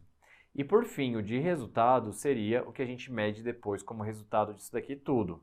Se eu tenho uma boa cobertura de Papa Nicolau, eu espero tanto um diagnóstico quanto tratamento precoces e redução na mortalidade de câncer de colo uterino. Então, isso aqui é o resultado da medida. Então, aqui, estrutura para viabilizar as ações que a gente faz perante os pacientes, que são os processos, e no fim, essa sociedade, esse paciente sofre o resultado, que pode ser expresso por indicador, ou então diagnóstico e tratamento, mas enfim, uma mudança no estado de saúde de um paciente. Legal? Indicadores de Dona Bedian, estrutura, processo e resultado. Agora eu vou falar sobre o objetivo triplo e quádruplo, que é a visão mais atual desse objetivo triplo. É super específico, por isso eu preciso trazer isso para vocês. Basicamente, é gerado numa cadeia de valor. Também é um tripé, no qual eu olho para 3 pilares. Muito voltado numa boa experiência do paciente, e não é só uma experiência, não, vou dar uma consulta maravilhosa. É uma experiência no sentido de que eu fiz um atendimento muito voltado no que ele me procurou, ou seja, muito paciente-centrado, tive segurança, eficácia, eficiência e efetividade durante esse atendimento. Tudo bem? Tendo essa experiência bem encadeada do paciente, eu tenho um maior nível de satisfação e um maior nível de contemplação dos motivos de queixa, um atendimento menos fragmentado e menos recorrência a serviços de saúde. Com isso, esse paciente que viu o valor, ele procura menos o sistema e gasta muito menos com retornos, internações e tudo mais. Então, a gente sabe que uma boa experiência dá um custo menor per capita no sistema, por todos esses motivos que eu falei. Atendimento mais focado no que ele precisa, na real demanda do paciente, não uma demanda do médico que atendeu ali só para atender um volume, tá bom? E isso gera um custo menor no sistema, no fim das contas. E no fim, a gente sabe que fazendo isso do nível individual para o coletivo, a gente melhora a saúde da população com melhoria de indicadores, principalmente expectativa de vida ao nascer aumentando, anos potenciais de vida perdidos diminuindo e por aí vai, tudo bem?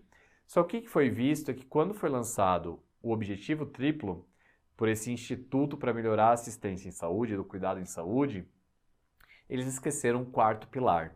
E o 4º pilar, que garante o máximo de topo de experiência do paciente, melhorando, portanto, a saúde da população e, de uma maneira geral, coletivamente reduzindo o custo per capita de atendimento, é ter uma boa experiência profissional, que é aquele que cuida, é aquele que faz a interface, é aquele que interage com o paciente e que, se essa pessoa não estiver satisfeita e bem, ela não vai dar uma boa experiência e, portanto, ela quebra essa cadeia, não funcionando como objetivo quádruplo, beleza? Então, objetivo quádruplo, cada coisa se conversa, cada coisa tem uma interdependência de um em relação ao outro. Beleza, meus queridos? Essas duas últimas coisas são mais conceituais da forma que são cobradas.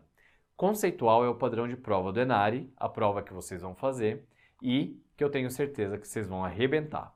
Um beijo, todos os bons desejos e energias na prova de vocês.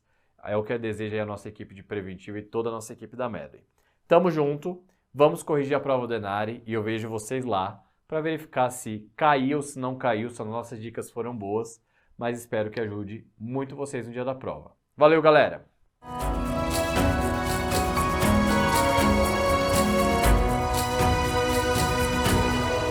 Fala pessoal, sejam todos muito bem-vindos, sejam todas muito bem-vindas a mais um Dicas de Última Hora aqui da Medway para você que se prepara para a prova do ENARI. É isso mesmo, a gente vai fazer uma discussão hoje sobre coisas que você precisa dar uma última olhada para a tua prova de pediatria do ENARI. Para você que ainda não me conhece, muito prazer, eu me chamo Lucas Pena, eu sou médico pediatra pela USP de Ribeirão Preto.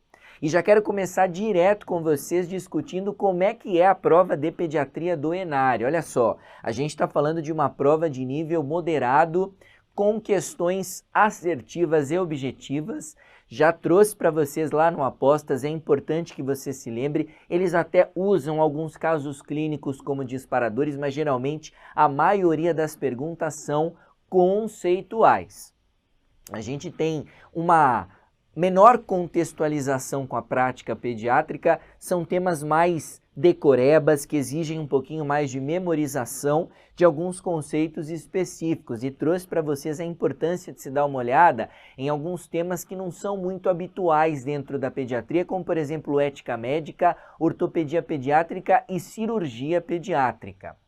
Falei para vocês que os focos principais que valem a pena ser relembrados são sala de parto, oncohematologia pediátrica, intestino, as doenças gastrointestinais dentro da pediatria, alguns distúrbios obstrutivos, especialmente asma e bronquiolite viral aguda, algumas síndromes toxicológicas que podem acometer o paciente pediátrico, as principais doenças infecciosas do período neonatal, as infecções de vias aéreas superiores, alguns conceitos relacionados a imunizações e atendimento dos adolescentes, a gente discutiu um pouquinho isso lá no Apostas, e cirurgia pediátrica, alguns temas importantes, especificamente relacionados aí a enurese noturna e criptorquidia.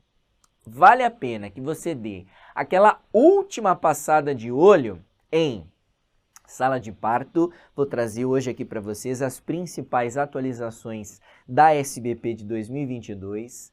Em relação às patologias gastrointestinais, nós vamos trazer os principais conceitos relacionados à síndrome de Laffer. É para você bater o olho hoje e para você ir para a tua prova com as imagens que eu vou trazer aqui para você. Sem sombra de dúvida, vão te salvar algumas questões.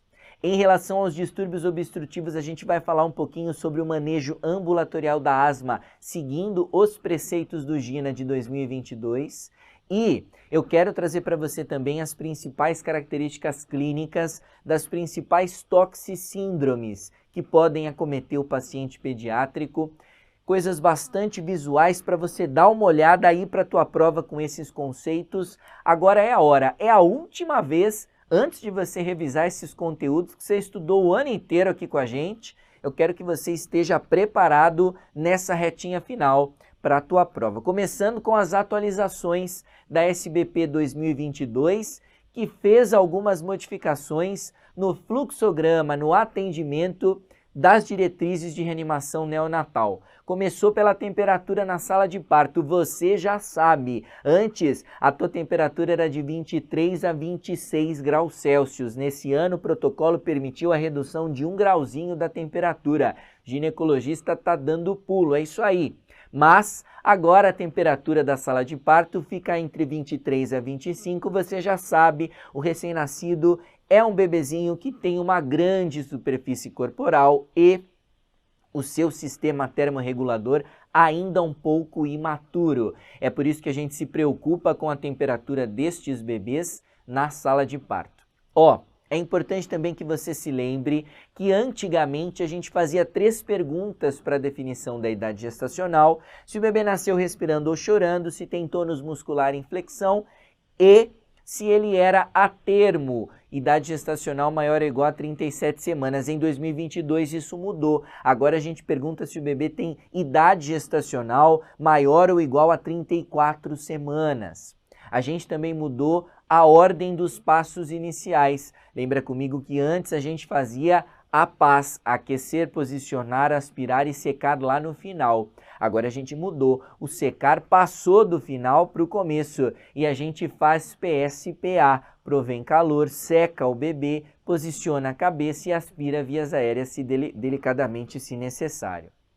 Agora o mnemônico não é mais a PAS, é PSPA. E por fim, a gente vai lembrar para vocês que entrou a possibilidade do uso da máscara laríngea como uma interface para ventilação com pressão positiva para estes bebês. A gente acaba utilizando a máscara laríngea, é uma possibilidade para você fazer a ventilação destes bebês. A máscara laríngea pode ser utilizada para pacientes com idade gestacional maior ou igual a 34 semanas e ou um peso de nascimento maior ou igual a 2 quilos. Não se esquece, essas foram as principais atualizações. Pessoal, a banca do Enari adora sala de parto, eles adoram atualizações, portanto é importante que você vá com esses conceitos bem memorizados para a tua prova. Grave essa tabela, visualmente vai te ajudar.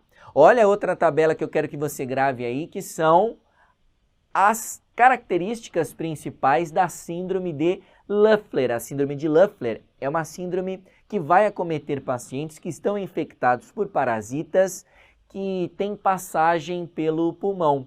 São parasitas que têm ciclo pulmonar. Esses parasitas, pessoal, levam, durante o momento em que estão transitando pelo pulmão, a sintomatologia específica, caracterizada por febre, tosse seca, dispneia.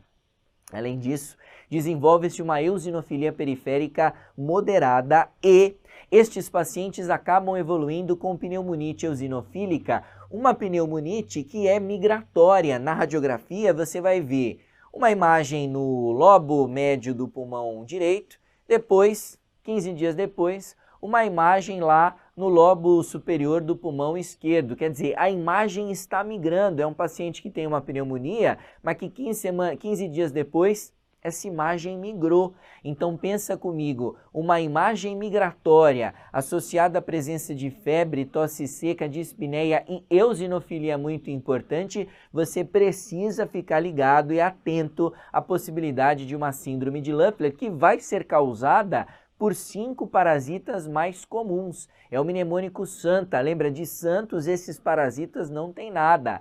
Os parasitas mais frequentemente associados são o Strongyloides stercoralis, causador da estrongiloidíase, o Ascaris lumbricoides, que é o mais frequente, inclusive, causador da ascaridíase, o Necator americanus, causador da ancilostomíase, o Toxocaracanis e causador da toxocaríase, e o Ancilostoma duodenale, que também é causador da ancilostomíase. Pessoal, grava estes agentes. Geralmente o pessoal pergunta assim, ó, o paciente está apresentando estes sinais e sintomas, qual parasita pode ser associado? Aí ele vai te dar lá giardia, vai te dar lá enteróbios, vai te dar lá outros parasitas, entamoeba, e vai te dar um parasita que faça síndrome de Löffler do mnemônico Santa. É extremamente importante que você tenha memorizado na sua cabeça este quadro clínico, que costuma ser autolimitado, geralmente tem uma regressão espontânea mais ou menos dentro de um mês.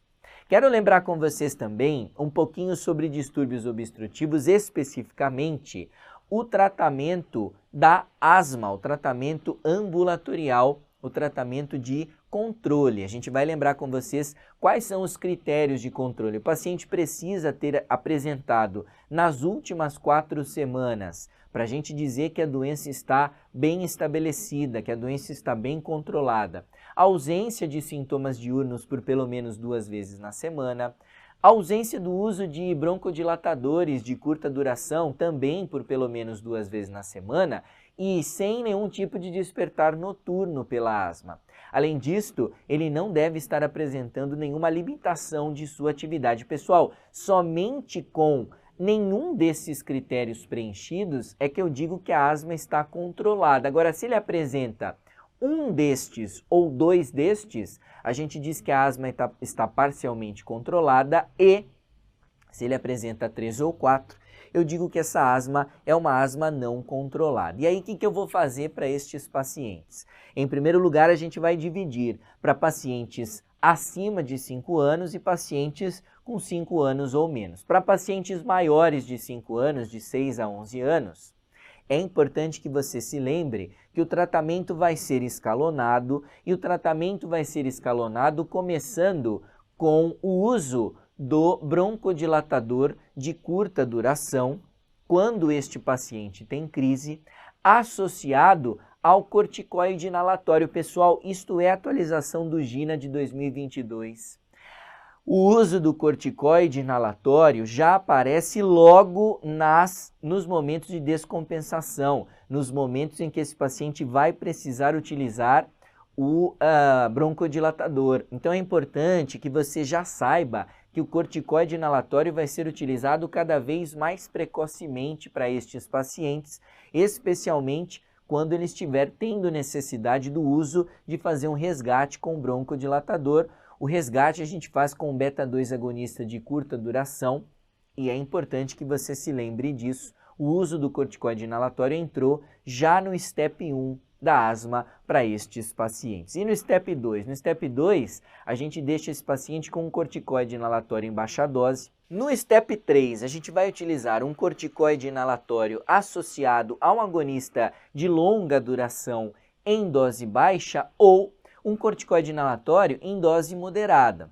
Ou ainda um corticoide inalatório associado ao formoterol em dose muito baixa, especialmente para fazer manutenção e resgate destes pacientes. Pensa comigo, corticoide inalatório vai aparecer sempre. O que vai mudar vai ser a droga que você vai associar a ele. No STEP 3, você tem 3 possibilidades. As 3 possibilidades levam em consideração ou o agonista de longa duração em dose baixa, a primeira vez que ele aparece na dose baixa, ou o corticoide que já apareceu em dose baixa, vai aparecer em dose moderada. É sempre importante que você pense numa escadinha, né? Esse paciente está progredindo nesta evolução. Ou o formoterol, nunca apareceu antes, vai aparecer em dose muito baixa. No STEP 4, o LABA, o agonista de longa duração, já apareceu. Portanto, você vai dar o corticoide inalatório associado ao LABA em dose moderada. Ou o corticoide inalatório associado ao formoterol, como ele já apareceu uma vez, agora ele vem em dose baixa, não em dose muito baixa. Sempre para manutenção e resgate. E no STEP 5, esse paciente já utiliza o corticoide inalatório com o LABA em dose alta, ou ainda outras terapias, especificamente terapias anti-IgE, que podem ser utilizadas. Então não se esquece, para resgate a gente vai sempre utilizar o beta-2 agonista de curta duração, ou no espaço, no STEP 3, não se esquece que a gente pode utilizar o formoterol ainda em dose muito baixa a partir do STEP 3. Também vai ser utilizado para resgate destes pacientes. Fechou? E para menores de 5 anos, como é que a gente vai fazer? Bom, a gente vai fazer resgate quando necessário, especialmente com beta-2 agonista de curta duração. O corticoide inalatório, para menores de 5 anos, ainda não entra no GINA como uma opção oficial durante os momentos em que esse paciente precisar de um resgate. Mas eu quero deixar você já ligado que muito provavelmente nos próximos anos os estudos já vão trazer a importância do uso do corticoide inalatório para menores de 5 anos quando estiverem apresentando algum tipo de crise de asma. É importante que você saiba que os estudos estão cada vez mais tentando trazer esta possibilidade para o tratamento destes pacientes. Ainda não entrou de maneira oficial, mas não se estranhe se você ter visto aí, né, se você já tenha visto aí no teu serviço, utilizando corticoide inalatório como resgate para estes pacientes. No STEP 2, entra o corticoide inalatório em dose baixa, no STEP 3 a gente dobra a dose do corticoide inalatório e no STEP 4 a gente encaminha para o especialista. É isso que eu tinha para falar sobre distúrbios obstrutivos, sobre o manejo ambulatorial da asma. É o que o pessoal do ENARI gosta de cobrar, é importante que você tenha isso em mente. Agora eu quero trazer um pouquinho para você também alguns conceitos relacionados às principais características clínicas das síndromes toxicológicas que podem acometer um paciente pediátrico, um tema que o ENARI gosta de cobrar. A gente começa trazendo a síndrome simpático-mimética, cujo principal representante vai ser aí a cocaína, a anfetamina, o êxtase, a efedrina e a pseudoefedrina. Pessoal, a gente não tem antídoto para esta síndrome. Essa síndrome vai ser caracterizada por um processo em que o paciente fica hiperalerta, apresentando alucinações, paranoia, agitação. E olha para a pupila está dilatada. Pela pupila a gente já começa a diferenciar as síndromes. Esse paciente também apresenta aumento de temperatura axilar, da frequência cardíaca, da pressão arterial e da frequência respiratória. Não se esquece, além de tudo isso, ainda vai apresentar suor excessivo de aforese, além de tremor e convulsões. Quero falar um pouquinho também para vocês sobre a intoxicação pelos imidazólicos. Pessoal, os agentes imidazólicos, cujo principal representante vai ser a nafazolina, uma intoxicação bastante frequente no pronto atendimento pediátrico. As mamães que utilizam medicamentos à base de nafazolina para desobstrução nasal, pode ser também resultante da infecção, da intoxicação pela pseudoefedrina via oral. Estas crianças vão apresentar uma clínica caracterizada especialmente na sua fase aguda por uma taquicardia, pela piloereção, pela hiperreflexia. Pode haver também hipotermia, agitação, palidez, diaforese, sintomatologia até parecida com a síndrome simpático-mimética. Uma intoxicação mais grave pode levar a uma clínica diferente. O paciente evolui com hipotensão, com bradicardia, até mesmo com apneia, hipotonia, hiporreflexia e pode chegar ao coma. A gente também não tem antídoto para esta intoxicação. Quero lembrar também a síndrome anticolinérgica, cujo principal representante vai ser a atropina, os antidepressivos tricíclicos e o antihistamínico. O paciente também vai evoluir com dilatação pupilar, como na síndrome simpático-mimética. Vai haver também aumento da temperatura, da frequência cardíaca, da pressão arterial e da frequência respiratória. Mas, diferentemente, pessoal, nestes pacientes a gente vai ter a pele seca e rubor. As mucosas ficam secas e a retenção urinária também. Essa é uma característica que aparece na tua prova e que direciona o teu raciocínio para a síndrome anticolinérgica. É a síndrome em que tudo fica seco. É tão importante essa síndrome que a gente acaba também trazendo separadamente um dos seus representantes, que é o antidepressivo tricíclico. Olha, o antidepressivo tricíclico pode, inclusive, levar a bloqueio muscarínico, levando à síndrome anticolinérgica, mas existem doses do antidepressivo tricíclico que podem intoxicar o paciente, levando a um bloqueio alfa-adrenérgico, cuja principal característica é a hipotensão. E, por fim, quando houver bloqueio nos canais de sódio, esse indivíduo acaba evoluindo com taquicardia e ou com arritmias importantes. Para o antidepressivo tricíclico, pessoal, a gente reconhece que existe um antídoto, que é o uso do bicarbonato de sódio. Não se esquece também que neurologicamente esses pacientes podem evoluir com convulsão, sedação e coma, uma característica da intoxicação da síndrome anticolinérgica. E em relação a óbito, esses pacientes geralmente acabam evoluindo por hipotensão ou acabam evoluindo a óbito pela ocorrência de uma arritmia muito famosa, que é o torsades de Poin, né? É uma característica aí que você vai visualizar no eletrocardiograma destes pacientes. Diferentemente da síndrome anticolinérgica, eu trago para vocês a síndrome colinérgica, cujos principais representantes são alguns inseticidas, alguns venenos, especificamente o carbamato e os organofosforados. Esses pacientes vão evoluir principalmente com uma síndrome que a gente chama de síndrome molhada. É um paciente que evolui com bradicardia associada a broncoespasmo, cialorreia, lacrimejamento excessivo. Esses pacientes acabam evoluindo com incontinência urinária e não com retenção urinária e podem evoluir com graus variados de fraqueza muscular, diferentemente de dilatação. A pupila fica miótica, existe constrição pupilar e a gente tem como principais antídotos a atropina e a pralidoxima, são opções que podem ser utilizadas como antídoto destes pacientes. A intoxicação por opioides, cujos principais representantes são a heroína, a morfina e a metadona, pode levar a sintomas muito característicos de diminuição da temperatura corporal, diminuição da frequência cardíaca, diminuição da pressão arterial e diminuição da frequência respiratória. O paciente geralmente evolui com constrição pupilar, com miose pupilar. E estes pacientes evoluem com uma clínica característica de rebaixamento.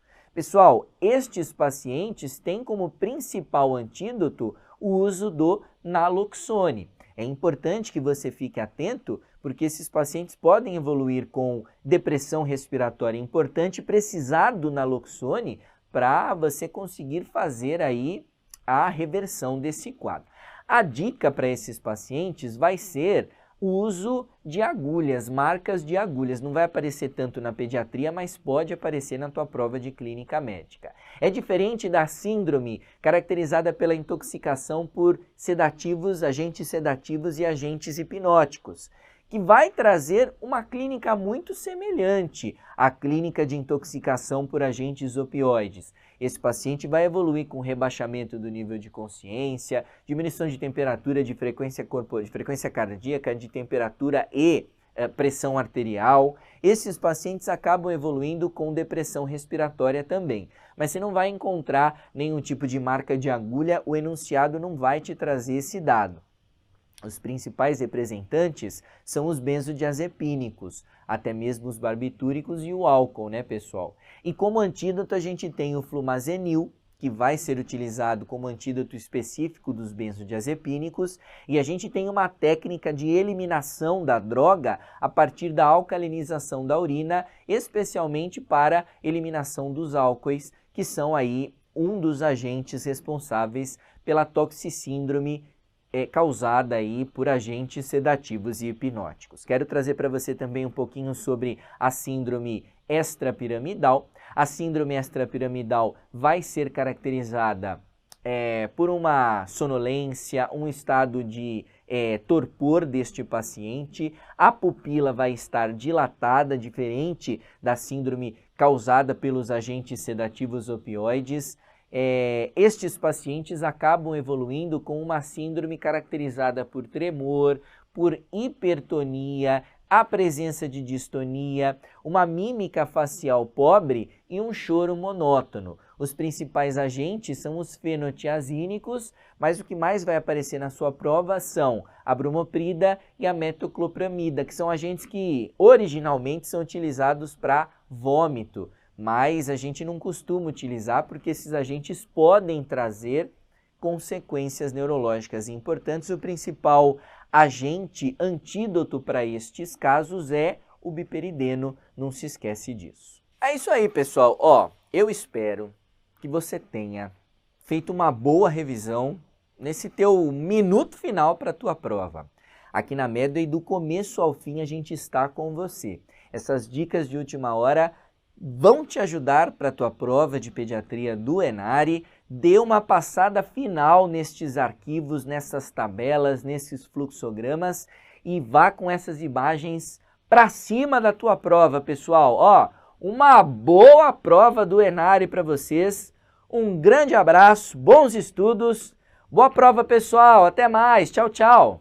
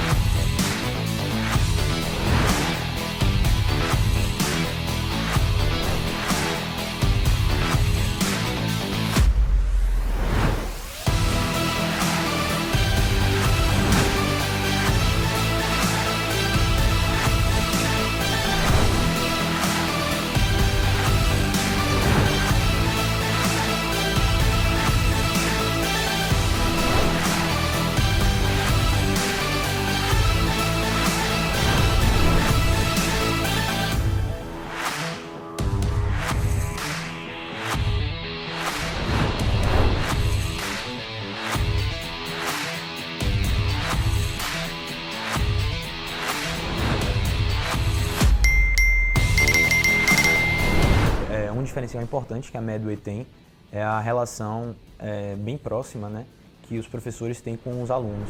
Fazer o curso tirou muita angústia que eu tinha, facilitou muito a jornada aí, no sentido de entregar alguns tópicos já que a gente precisa. Os professores estão sempre bastante presentes. A Medway me mostrou que eu poderia mudar a minha formação como médica e não só como concurseira naquela época. Então ela mudou meu mindset para que eu viesse preparada para São Paulo para ser uma grande residente, mas também uma grande médica no futuro.